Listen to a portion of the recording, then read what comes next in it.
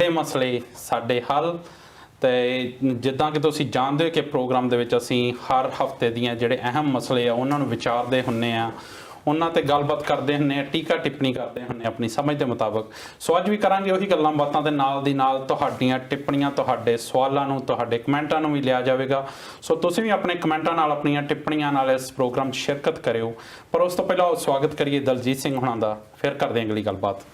दलजीत जी प्यार भरी सत श्री अकाल ते निघा स्वागत जी प्रोग्राम। सत श्री अकाल जी देव सिद्धू साहब ते सत श्री अकाल सारे इंडोज टीवी दे दर्शकां नूं ते नाल दी नाल स्वागत भी है तुहाडा बहुत चिर बाद। जी बिल्कुल, तुसीं तो पिछली बार बुधवार हाज़री लवा गए, मेरी ब्रेक थोड़ी जी ज़्यादा लंबी हो गई। बिल्कुल थानू एक हफ्ता ज़्यादा दे दिता। बिल्कुल बिल्कुल, क्योंकि देखो जिहड़ा जिंदगी दा पहिया है वो तो निरंतर चलदा, पर ਉਹਦੇ ਵਿੱਚ कदी कदी जे ਤਾਂ ਕਹਿੰਦੇ ब्रेक भी ब्रेक ਉਹ किट कैट ਦੀ ਮਸ਼ਹੂਰੀ ਹੁੰਦੀ ਨਹੀਂ ਨਾ ਕਿ ब्रेक हो जाए, तो थोड़ी ब्रेक ਲਾਉਣੀ ਵੀ ਜ਼ਰੂਰੀ ਹੁੰਦੀ ਹੈ। ਹੁਣ ਪੂਰਾ ਸਾਲ ਫਿਰ ਆਪਾਂ ਜਿਹੜੇ ਆਪਣੇ ਦਰਸ਼ਕਾਂ ਦੀ ਸੇਵਾ ਦੇ ਵਿੱਚ ਇਸੇ ਤਰ੍ਹਾਂ ਇਹ ਪ੍ਰੋਗਰਾਮ ਹਫਤੇ 'ਚ 2 ਵਾਰ ਲੈ ਕੇ ਆਇਆ ਕਰਾਂਗੇ। ਤੁਸੀਂ ਸੁਣਾਓ ਤੁਹਾਡੀਆਂ ਗਈਆਂ ਕਿੱਦਾਂ ਛੁੱਟੀਆਂ ਕਿੱਦਾਂ ਗਈਆਂ? ਛੁੱਟੀਆਂ ਬਹੁਤ ਵਧੀਆ ਰਹੀਆਂ, ਪਰ ਖਾਸ ਤੌਰ ਤੇ ਜੇ ਆਪਾਂ ਕੁਈਨਸਲੈਂਡ ਦੀ ਗੱਲ ਕਰ ਲਈਏ, ਇੱਥੇ ਆਸਟ੍ਰੇਲੀਆ ਦੇ ਕੁਈਨਸਲੈਂਡ ਸੂਬੇ ਦੀ ਇੱਥੇ ਕਰੋਨਾ ਦੇ ਅਗੇਨ ਆ ਗਏ ਸੀ ਮਸਲੇ ਜੀ, ਕਿਉਂਕਿ ਕਾਫੀ ਸੇਫ ਰਿਹਾ ਵੈਸੇ ਤਾਂ ਆਸਟ੍ਰੇਲੀਆ, ਖਾਸ ਤੌਰ ਤੇ ਸਾਡਾ ਸੂਬਾ ਬਹੁਤ ਸੁਰੱਖਿਅਤ ਰਿਹਾ, ਪਰ ਨਵਾਂ ਸਟ੍ਰੇਨ ਮਿਲਣ ਦੇ ਕਰਕੇ, ਕਿਉਂਕਿ ਇੰਗਲੈਂਡ ਦੇ ਵਿੱਚ ਨਵਾਂ ਸਟ੍ਰੇਨ ਮਿਲਿਆ ਆ, ਉਹਦੇ ਕਰਕੇ ਇੱਥੇ ਲੋਕਡਾਊਨ ਰਿਹਾ ਆ ਤੇ ਕਾਫੀ ਪਾਬੰਦੀਆਂ ਵੀ ਰਹੀਆਂ। ਭਾਵੇਂ ਕਿ ਇੱਕ ਕਹਿ ਲਓ ਕਿ ਬ੍ਰੇਕ ਥੋੜੀ ਜਿਹੀ ਮਿਲੀ ਆ, ਪਰ ਪਾਬੰਦੀਆਂ ਦੇ ਕਰਕੇ ਤੁਹਾਨੂੰ ਘਰ ਦੇ ਵਿੱਚ ਜ਼ਿਆਦਾਤਰ ਰਹਿਣਾ ਪਿਆ ਆ। ਥੋੜਾ ਮੁਸ਼ਕਲ ਜ਼ਰੂਰ ਹੋਇਆ, ਪਰ ਫਿਰ ਵੀ ਕਵਰ ਅਪ ਹੋ ਗਿਆ। That's a good thing. ਬਿਲਕੁਲ ਦਲਜੀਤ ਜੀ, ਦੇਖੋ ਆਪਾਂ ਤਾਂ ਗੱਲ ਕਰ ਰਹੇ ਸੀ ਕਿ ਆਪਾਂ ਬ੍ਰੇਕ ਲੈ ਲਈ, ਪਰ ਜਿਹੜੇ ਉੱਥੇ ਕਿਸਾਨ ਮੇਰੇ ਖਿਆਲ ਪਿਛਲੇ 50-55 ਦਿਨ ਤੋਂ ਬੈਠੇ ਆ, ਉਹ ਲਗਾਤਾਰ ਜਿਹੜੇ ਠੰਡ ਦਾ ਕਹਿਰ ਆ ਉਹ ਚੱਲ ਰਹੇ ਆ। ਆਪਾਂ ਉਹੀ ਸਾਰੀਆਂ ਗੱਲਾਂ ਬਾਤਾਂ ਅੱਜ ਫੇਰ ਕਰਨੀਆਂ, ਪਰ ਉਸ ਤੋਂ ਪਹਿਲਾਂ ਜਿੱਦਾਂ ਤੁਸੀਂ ਕਰੋਨਾ ਦੀ ਗੱਲ ਕੀਤੀ ਤਾਂ ਭਾਰਤ ਦੇ ਵਿੱਚ ਜਿਹੜੀ ਕਰੋਨਾ ਦੀ ਮੈਂ ਉਹਦੇ ਬਾਰੇ ਜ਼ਰੂਰ ਗੱਲ ਕਰਨੀ ਚਾਹੁੰਦਾ ਕਿ ਭਾਰਤ ਦੇ ਵਿੱਚ ਕਰੋਨਾ ਦੀ ਵੈਕਸੀਨ ਦੀ ਟੀਕਾਕਰਨ ਆ ਉਹ ਸ਼ੁਰੂ ਹੋ ਚੁੱਕਾ, ਜਿਹਦੇ ਤਹਿਤ ਪਹਿਲੇ ਦਿਨ ਜਿਹੜੇ ਤਕਰੀਬਨ 2 ਲੱਖ ਜਿਹੜੇ ਸਿਹਤ ਕਰਮੀ ਆ ਜਾਂ ਪਹਿਲੇ ਗੇੜ ਦੇ ਜਿਹੜੇ ਐਮਰਜੈਂਸੀ ਜਿਨ੍ਹਾਂ ਨੂੰ ਪਹਿਲੇ ਗੇੜ 'ਚ ਰੱਖਿਆ ਗਿਆ ਸੀ, ਉਹ 2 ਲੱਖ ਲੋਕਾਂ ਨੂੰ ਜਿਹੜੀ ਇਸ ਵੈਕਸੀਨ ਦਾ ਟੀਕਾ ਲਾਇਆ ਗਿਆ। ਇਹਨੂੰ ਕਿੱਦਾਂ ਦੇਖਦੇ ਹੋ ਤੁਸੀਂ? ਹਾਂ ਸਹੀ ਹੈ ਤੁਹਾਡੀ ਕਿ ਨੀਅਰਲੀ 2 ਲੱਖ ਲਗਭਗ 1,92,000 ਕੱਲ ਖੁਰਾਕਾਂ ਇਹ ਦੇ ਦਿੱਤੀਆਂ ਗਈਆਂ, ਕਹਿ ਲਓ ਕਿ ਇੰਜੈਕਸ਼ਨ ਦਿੱਤੇ ਗਏ ਆ ਜੀ। ਦੁਨੀਆ ਦਾ ਸਭ ਤੋਂ ਵੱਡਾ ਟੀਕਾਕਰਨ ਸ਼ੁਰੂ ਹੋਇਆ। ਬਿਲਕੁਲ ਨੋ ਡਾਊਟ ਕਿ ਭਾਰਤ ਵਰਗਾ ਦੇਸ਼ ਭਾਵੇਂ ਕਿ ਇੱਕ ਵਿਕਾਸਸ਼ੀਲ ਦੀ ਵੀ ਅਸੀਂ ਕਹਿ ਸਕਦੇ ਹਾਂ ਕਿ ਅਜੇ ਵਿਕਾਸ ਕਰਦਾ ਆ, ਪਰ ਜਿਸ ਤਰੀਕੇ ਦੇ ਨਾਲ ਪੋਲੀਓ ਨੂੰ ਟਾਰਗੇਟ ਕੀਤਾ ਦੁਨੀਆ ਦੇ ਵਿੱਚ ਖਤਮ ਕੀਤਾ ਇਹਨੇ ਭਾਰਤ ਨੇ, ਅਜੇ ਤੱਕ ਪਾਕਿਸਤਾਨ ਵਰਗਾ ਜਿਹੜਾ ਦੇਸ਼ ਆ ਜਾਂ ਅਫਗਾਨਿਸਤਾਨ ਆ, ਬਹੁਤ ਸਾਰੇ ਇਦਾਂ ਦੇ ਦੇਸ਼ ਆ ਜਿਹੜੇ ਕਿ ਅਜੇ ਪੋਲੀਓ ਨੂੰ ਟਾਰਗੇਟ ਨਹੀਂ ਕਰ ਪਾਏ, ਪਰ ਜਿਸ ਤਰੀਕੇ ਦੇ ਨਾਲ ਟਾਰਗੇਟ ਕੀਤਾ, ਟੀਵੀ ਨੂੰ ਟਾਰਗੇਟ ਕੀਤਾ ਤੇ ਨਾਲ ਨਾਲ ਮਲੇਰੀਆ ਨੂੰ ਟਾਰਗੇਟ ਕੀਤਾ, ਟੀਕਾਕਰਨ ਮੁਹਿੰਮਾਂ ਇੰਨੀਆਂ ਵਧੀਆ ਤਰੀਕੇ ਦੇ ਨਾਲ ਚਲਾਈਆਂ ਗਈਆਂ, ਉਹ ਬਹੁਤ ਵਧੀਆ ਕੰਮ ਹੋਇਆ। ਉਸੇ ਦੇ ਨਿਰਧਾਰਨ ਦੇ ਕਰਕੇ ਜਿਹੜਾ ਭਾਰਤ ਦਾ ਸਿਹਤ ਮੰਤਰਾਲਾ ਆ ਉਹਦੇ ਵੱਲੋਂ ਇਹ ਟੀਕਾਕਰਨ ਸ਼ੁਰੂ ਕੀਤਾ ਗਿਆ, ਜਿਹੜਾ ਕਿ ਸਭ ਤੋਂ ਪਹਿਲਾਂ ਡਾਕਟਰਸ ਨਰਸਿਸ ਜਾਂ ਜਿੱਦਾਂ ਕਹਿ ਲਓ ਕਿ ਫਰੰਟ ਲਾਈਨ ਉਹਦੇ ਵਿੱਚ ਕਲੀਨਰ ਵੀ ਹੋ ਸਕਦੇ ਆ, ਕਿ ਜਿਹੜੇ ਸਭ ਤੋਂ ਪਹਿਲਾਂ ਪੇਸ਼ੈਂਟ ਨੂੰ ਦੇਖਦੇ ਆ, ਜਿਹੜੇ ਉਹਦੇ ਕੰਟੈਕਟ ਦੇ ਵਿੱਚ ਆਉਂਦੇ ਆ, ਉਹਨਾਂ ਸਾਰਿਆਂ ਨੂੰ ਇਹ ਦੇਣਾ ਆ। ਤੇ ਅਗਸਤ ਤੱਕ ਇਹ ਕਿਹਾ ਜਾ ਰਿਹਾ ਕਿ 3 ਕਰੋੜ ਤੱਕ ਇਹ ਦਿੱਤਾ ਜਾ ਸਕਦਾ। ਤੇ ਇਹ ਜਿਹੜੀ ਵੈਕਸੀਨ ਹੈ ਇਹ ਵੀ ਜ਼ਰੂਰ ਮੈਂ ਦੱਸਣਾ ਚਾਹੁੰਦਾ ਕਿ ਆਕਸਫੋਰਡ ਯੂਨੀਵਰਸਿਟੀ ਤੇ ਨਾਲ ਦੀ ਨਾਲ ਭਾਰਤ ਟੈਕ ਉਹਨਾਂ ਦੀ ਜਿਹੜੀ ਕੰਪਨੀ ਆ, ਉਹਨਾਂ ਯਾਨੀ ਭਾਰਤ ਤੇ ਆਕਸਫੋਰਡ ਯੂਨੀਵਰਸਿਟੀ, ਇਹਨਾਂ ਦੋਨਾਂ ਦੇ ਐਸੋਸੀਏਸ਼ਨ ਦੇ ਦੁਆਰਾ ਇਹ ਦਵਾਈ ਬਣੀ ਆ ਜਿਹੜੀ ਕਿ ਦਿੱਤੀ ਜਾ ਰਹੀ ਆ, ਤੇ ਆਸ ਕਰਦੇ ਆ ਕਿ ਛੇਤੀ ਤੋਂ ਛੇਤੀ ਅਸੀਂ ਨਿਜਾਤ ਪਾ ਲਵਾਂਗੇ। ਪਰ ਦਲਜੀਤ ਜੀ ਜਿੱਦਾਂ ਤੁਸੀਂ ਦੱਸਿਆ ਕਿ ਦਵਾਈ ਜਿਹੜੀ ਹੈ ਦਿੱਤੀ ਜਾ ਰਹੀ ਆ, ਪਰ ਇਹਦੇ ਨਾਲ ਨਾਲ ਇਹਦੇ ਤੇ ਕਈ ਸ਼ੰਕੇ ਵੀ ਪ੍ਰਗਟ ਕੀਤੇ ਜਾ ਰਹੇ ਆ। ਇਹਦੇ ਚੱਲਦੇ ਆ ਕਈ ਲੋਕਾਂ ਨੇ ਜਿਹੜੀ ਇਹ ਟੀਕਾ ਲਵਾਉਣ ਤੋਂ ਨਾ ਵੀ ਕੀਤੀ ਆ, ਇਹਦੇ ਕੀ ਕਾਰਨ ਲੱਗਦੇ ਤੁਹਾਨੂੰ? ਦੇਖੋ 3 ਫੇਜ਼ ਹੁੰਦੇ ਆ, ਟ੍ਰਾਇਲ ਚੱਲਦੇ ਆ ਜੀ, ਜਿਹੜੇ ਕਿ ਦਵਾਈ ਆ ਬਹੁਤ ਛੇਤੀ ਬਣ ਚੁੱਕੀ ਆ, ਜਿਵੇਂ ਕਿ ਆਪਾਂ ਪਹਿਲਾਂ ਵੀ ਜ਼ਿਕਰ ਕਰਦੇ ਰਹਿੰਦੇ ਆ, ਪਰ ਉਸ ਤੋਂ ਬਾਅਦ 6-6 7-7 ਮਹੀਨੇ ਜਾਂ ਸਾਲਾਂ ਬੱਧੀ ਉਹਦੇ ਟ੍ਰਾਇਲ ਕੀਤੇ ਜਾਂਦੇ ਆ, ਤਾਂ ਕਿ ਇਹ ਦੇਖਿਆ ਜਾਵੇ ਕਿ ਉਹਦੇ ਕੋਈ ਸਾਈਡ ਇਫੈਕਟ ਤਾਂ ਨਹੀਂ, ਇਦਾਂ ਨਾ ਹੋਵੇ ਕਿ ਅੱਜ ਦਵਾਈ ਦੇ ਦਿੱਤੀ ਆ ਉਹਨੇ ਕਰੋਨਾ ਵਾਇਰਸ ਜਿਹੜਾ ਠੀਕ ਕਰ ਦਿੱਤਾ ਤੇ ਹੋਰ ਅਗਲੇ ਮਹੀਨੇ ਨੂੰ ਕੋਈ ਇਦਾਂ ਦੀ ਬਿਮਾਰੀ ਉਹਦੇ ਵਿੱਚ ਪੈਦਾ ਹੋ ਜਾਵੇ ਉਸੇ ਦਵਾਈ ਦੇ ਕਰਕੇ, ਜਿਹੜੀ ਕਿ ਹੋਰ ਵੀ ਮੁਸ਼ਕਲ ਪੈਦਾ ਕਰ ਦੇਵੇ। ਇਸ ਕਰਕੇ ਇਹ ਦੇਖਣਾ ਹੁੰਦਾ ਕਿ ਇਹਦੇ ਕੋਈ ਸਾਈਡ ਇਫੈਕਟ ਤਾਂ ਨਹੀਂ, ਇਹਦੇ ਕਰਕੇ ਫੇਜ਼ 3 ਰੱਖੇ ਗਏ ਆ, ਪਰ ਭਾਰਤ ਦੀ ਜਿਹੜੀ ਦਵਾਈ ਆ ਇਹਦੇ ਫੇਜ਼ 2 ਆ। ਅਜੇ ਤੱਕ 2 ਇਹਨਾਂ ਨੇ ਕੰਪਲੀਟ ਕੀਤੇ ਆ, ਤੀਜਾ ਅਜੇ ਕਹਿੰਦੇ ਆ ਵੀ ਫਰਵਰੀ ਦੇ ਵਿੱਚ ਹੋਣੇ। ਇਸ ਕਰਕੇ ਜਿਹੜੇ ਵਿਰੋਧ ਕਰ ਰਹੇ ਆ ਉਹ ਇਹ ਕਹਿ ਰਹੇ ਆ ਕਿ 3 ਫੇਜ਼ ਹੋਣ ਤੋਂ ਪਹਿਲਾਂ ਤੁਸੀਂ ਕਿਉਂ ਰਿਲੀਜ਼ ਕਰ ਦਿੱਤੀ ਆ, ਇਹ ਕਾਹਲੀ ਤਾਂ ਨਹੀਂ ਜੀ। ਤੇ ਦੂਜਾ ਇਹ ਆ, ਬਹੁਤ ਸਾਰੇ ਜਿਹੜੇ ਵਿਰੋਧੀ ਧਿਰ ਦੇ ਨੇਤਾ ਆ ਉਹਨਾਂ ਨੇ ਇਹਨੂੰ ਟਾਰਗੇਟ ਜ਼ਿਆਦਾ ਕੀਤਾ ਕਿ ਜਿਸ ਤਰੀਕੇ ਦੇ ਨਾਲ ਪਹਿਲਾਂ ਵੀ ਮੋਦੀ ਸਰਕਾਰ ਨੇ ਜਲਦਬਾਜ਼ੀ ਵਿੱਚ ਕਦਮ ਚੁੱਕੇ ਆ ਉਹਦੇ ਕਰਕੇ ਉਹਨੂੰ ਵੀ ਟਾਰਗੇਟ ਕੀਤਾ ਜਾ ਰਿਹਾ। ਪਰ ਜਿਸ ਤਰੀਕੇ ਦੇ ਨਾਲ ਫਸਟ ਫੇਜ਼ ਤੇ ਸੈਕੰਡ ਫੇਜ਼ ਦੇ ਰਿਜ਼ਲਟ ਆਏ ਆ ਉਹ ਤੋਂ ਲੱਗਦਾ ਆ ਕਿ ਇਹ ਕਾਫੀ ਕਾਰਗਰ ਦਵਾਈ ਹੈਗੀ ਆ, ਕਿਉਂਕਿ ਬੰਗਲਾਦੇਸ਼ ਨੇ ਜਦੋਂ ਦੇਖਿਆ ਕਿ ਪਹਿਲਾ ਹੀ ਜਿਹੜਾ ਫੇਜ਼ ਹੋਇਆ ਸੀ ਅਜੇ ਜਿਹਦੇ ਬਹੁਤ ਵਧੀਆ ਇਹਦਾ ਆਇਆ ਸੀ ਰਿਜ਼ਲਟ, ਉਸ ਤੋਂ ਬਾਅਦ ਉਹਨਾਂ ਨੇ ਭਾਰਤ ਨੂੰ ਆਰਡਰ ਵੀ ਕਰਨਾ ਸ਼ੁਰੂ ਕਰ ਦਿੱਤਾ ਸੀ। ਹੁਣ ਦੂਜੇ ਪਾਸੇ ਇਹ ਕਿਹਾ ਜਾਂਦਾ ਕਿ ਘੱਟੋ ਘੱਟ 70% ਜਾਂ 90% ਤੱਕ ਇਹਦੀ ਕੁਆਲਿਟੀ ਹੋਣੀ ਚਾਹੀਦੀ ਆ ਕਿ ਠੀਕ ਕਰੇ, ਰਿਜ਼ਲਟ ਆਉਣੇ ਚਾਹੀਦੇ ਆ। ਦੂਜੇ ਪਾਸੇ ਜਿਹੜੀ ਚਾਈਨਾ ਬੀਜਦਾ ਆ ਬ੍ਰਾਜ਼ੀਲ ਦੇ ਵਿੱਚ ਤੁਸੀਂ ਦੇਖ ਲਓ ਕਿ ਉਹਦੇ ਜਿਹੜੇ 50% ਆ ਰਹੇ ਆ, ਜਦ ਕਿ ਉਹਨਾਂ ਦਾ ਦਾਅਵਾ ਬਹੁਤ ਜ਼ਿਆਦਾ ਦਾ ਸੀ। ਇਸ ਕਰਕੇ ਇਹਨਾਂ ਨੂੰ ਵੀ ਡਰ ਆ ਕਿ ਕਿਤੇ ਇਸ ਤਰੀਕੇ ਦਾ ਤਾਂ ਨਹੀਂ। ਦੂਜਾ ਇਸ ਕਰਕੇ ਵੀ ਸ਼ੰਕੇ ਹੋ ਰਹੇ ਆ ਕਿ ਅਮਰੀਕਾ ਦੀ ਗੱਲ ਕਰ ਲਓ ਕਿ ਉੱਥੇ ਦੇ ਜੋ ਬਾਈਡਨ ਜਿਹੜਾ ਕਿ ਨਵਾਂ ਰਾਸ਼ਟਰਪਤੀ ਬਣਨਾ, ਸਭ ਤੋਂ ਪਹਿਲਾ ਟੀਕਾ ਉਹਨੇ ਆਪਣੇ ਲਵਾਇਆ ਤਾਂ ਕਿ ਲੋਕਾਂ ਨੂੰ ਦੱਸੇ। ਉਹਨੇ ਆਨਲਾਈਨ ਹੋਇਆ ਤੇ ਟੀਕਾ ਲੱਗਦੇ ਨੇ ਉਹਨੇ ਸਾਰਿਆਂ ਨੂੰ ਦੱਸਿਆ ਵੀ ਮੈਂ ਵੀ ਲਵਾਇਆ, ਤੁਸੀਂ ਵੀ ਲਵਾ। ਦੁਬਈ ਦੇ ਸ਼ੇਖ ਨੇ ਲਵਾਇਆ, ਬਹੁਤ ਸਾਰੇ ਇਦਾਂ ਦੇ ਮੁਲਕਾਂ ਦੇ ਜਿਹੜੇ ਲੀਡਰ ਆ ਉਹਨਾਂ ਨੇ ਆਪਣੇ ਆਪਣੇ ਟੀਕੇ ਲਵਾਏ। ਪਰ ਭਾਰਤ ਦੇ ਵਿੱਚ ਤੁਸੀਂ ਕੱਲ ਦੀ ਗੱਲ ਲਾ ਲਓ ਕਿ ਕੈਥਲ ਦੇ ਵਿੱਚ ਹਰਿਆਣੇ ਦੇ ਵਿੱਚ ਕਿਸਾਨ ਜਿਹੜੇ ਪ੍ਰੋਟੈਸਟ ਕਰਦੇ ਆ ਉਹਨਾਂ ਦੇ ਦੁਆਰਾ ਹੀ ਇੱਕ ਵੈਕਸੀਨੇਸ਼ਨ ਸੈਂਟਰ ਜਿਹੜਾ ਆ ਉਹਨੂੰ ਘਰਾਓ ਕੀਤਾ ਗਿਆ। ਘਰਾਓ ਇਸ ਕਰਕੇ ਕੀਤਾ ਗਿਆ ਕਿ ਉਹਨਾਂ ਨੇ ਕਿ ਜਿਹੜੇ ਰਾਜਨੀਤੀ ਦੇ ਵਿੱਚ ਆ ਇਹ ਦੂਜਿਆਂ ਦੇ ਉੱਤੇ ਕਿਉਂ ਪਰੀਖਣ ਕਰਦੇ ਆ, ਪਹਿਲਾਂ ਆਪ ਲਗਵਾਉਣ। ਭਾਰਤ ਦੇ ਵਿੱਚ ਅਜੇ ਤੱਕ ਕੋਈ ਵੀ ਇੱਕ ਵੀ ਇਦਾਂ ਦਾ ਰਾਜਨੀਤੀ ਵਾਲਾ ਬੰਦਾ ਨਹੀਂ ਆਇਆ ਜਿਹਨੇ ਆਪਣੇ ਸਭ ਤੋਂ ਪਹਿਲਾਂ ਟੀਕਾ ਲਗਵਾਇਆ ਹੋਵੇ। ਇਹਦਾ ਮਤਲਬ ਕੀ ਹੈ ਕਿ ਇਹ ਆਪ ਨਹੀਂ ਸ਼ੋਰ ਹੈਗੇ ਕਿ ਇਹਦਾ ਕੋਈ ਸਾਈਡ ਇਫੈਕਟ ਹੈ। ਮੇਰੇ ਖਿਆਲ ਉਹ ਵਿਰੋਧ ਕਰਨ ਦਾ ਇੱਕ ਹੋਰ ਕਾਰਨ ਸੀ ਦਲਜੀਤ ਜੀ ਕਿ ਉੱਥੇ ਜਿਹੜੇ ਉੱਥੋਂ ਦੇ ਰਾਜਨੇਤਾ ਸੀ ਲੋਕਲ, ਜਿਹੜੇ ਖਾਸ ਕਰਕੇ ਬੀਜੇਪੀ ਦਾ ਜਿਹਦਾ ਇਸ ਵੇਲੇ ਵਿਰੋਧ ਹੋ ਰਿਹਾ ਹਰ ਪਾਸੇ, ਉਹ ਉਸ ਪ੍ਰੋਗਰਾਮ ਦੇ ਵਿੱਚ ਪਹੁੰਚੇ ਸੀ। ਮੇਰੇ ਖਿਆਲ ਮੁੱਖ ਕਾਰਨ ਉਹ ਵੀ ਸੀਗਾ। ਉਹ ਤਾਂ ਹੈ ਤਾਂ ਉਹੀ ਸੀ ਜਿਸੇ ਕਰਕੇ ਇਕੱਠੇ ਹੋਏ ਸੀ। ਪਰ ਨਾਲ ਦੇ ਨਾਲ ਮੰਗ ਜਿਹੜੀ ਹੈ ਜਿਹੜੀ ਕਰੋਨਾ ਵਾਇਰਸ ਨਾਲ ਜੁੜਦੀ ਆ ਉਹ ਲਾਜ਼ਮੀ ਉਹ ਕਰਨੀ ਬਣਦੀ ਹੈ ਕਿ ਉਹਨਾਂ ਨੇ ਕਿਹਾ ਵੀ ਪਹਿਲਾਂ ਆਪਣੇ ਤਾਂ ਲਗਵਾਓ ਟੀਕਾ।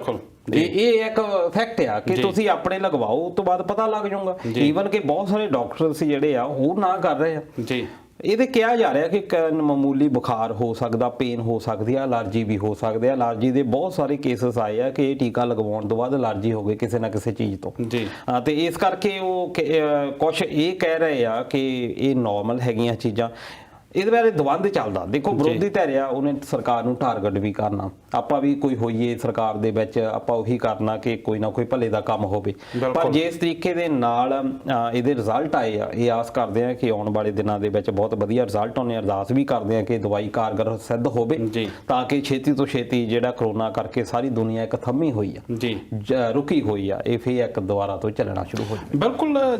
ਬਿਲਕੁਲ ਜਿਹੜੀ ਪਿਛਲੇ ਜਦੋਂ 2019 ਦੇ ਵਿੱਚ ਇਹ ਆਈ ਸੀ ਤੇ ਉਸ ਤੋਂ ਬਾਅਦ ਜਦੋਂ ਜਨਵਰੀ ਫਰਵਰੀ 'ਚ ਇਹਦੇ ਪ੍ਰਭਾਵ ਹੋਣੇ ਸ਼ੁਰੂ ਹੋਏ, ਜਦੋਂ WHO ਨੇ ਇਹਦੇ ਬਾਰੇ ਜਾਣਕਾਰੀ ਦੇਣੀ ਸ਼ੁਰੂ ਕੀਤੀ ਤਾਂ ਇਹਨੇ ਜਿਹੜੇ ਮਨੁੱਖਤਾ ਨੂੰ ਜਾਂ ਸਾਡੇ ਲਾਈਫ ਸਟਾਈਲ ਨੂੰ ਬਿਲਕੁਲ ਬਦਲ ਕੇ ਰੱਖਤਾ ਸੀ। ਜਿਹੜੀਆਂ ਬਹੁਤ ਸਾਰੀਆਂ ਚੇਂਜਸ ਮੇਰੇ ਖਿਆਲ ਅਸੀਂ ਆਪਣੀ ਜੀਵਨ ਕਾਲ ਦੇ ਵਿੱਚ ਪਹਿਲੀ ਵਾਰ ਵੇਖੀਆਂ ਵੀ ਇਦਾਂ ਦਾ ਵੀ ਕੋਈ, ਜਦੋਂ ਬੰਦੇ ਤੋਂ ਬੰਦੇ ਨੂੰ ਸੋਸ਼ਲ ਡਿਸਟੈਂਸਿੰਗ, ਹੋਰ ਵੀ ਕਈ ਕਾਰਨਾਂ ਕਰਕੇ ਪਰਸਨਲ ਹਾਈਜੀਨ, ਹੋਰ ਵੀ ਬੜਾ ਕੁਝ ਸਾਨੂੰ ਵੱਖਰਾ ਵੇਖਣ ਨੂੰ ਮਿਲਿਆ। ਨਹੀਂ ਤਾਂ ਜੇ ਭਾਰਤ ਦੀ ਗੱਲ ਕਰੀਏ, ਸਾਡੇ ਵਰਗੇ ਦੇਸ਼ ਜਿੱਥੇ ਹਰ ਜਗ੍ਹਾ ਮੇਲਾ ਲੱਗਾ ਹੁੰਦਾ, ਬਾਜ਼ਾਰਾਂ 'ਚ ਮੇਲਾ ਲੱਗਾ ਹੁੰਦਾ, ਉੱਥੇ ਵੀ ਉਹਨੂੰ ਇੱਕ ਤਰ੍ਹਾਂ ਨਾਲ ਬੰਦ ਕਰਕੇ ਰੱਖਤਾ, ਸਭ ਕੁਝ ਬੰਦ ਹੋ ਗਿਆ।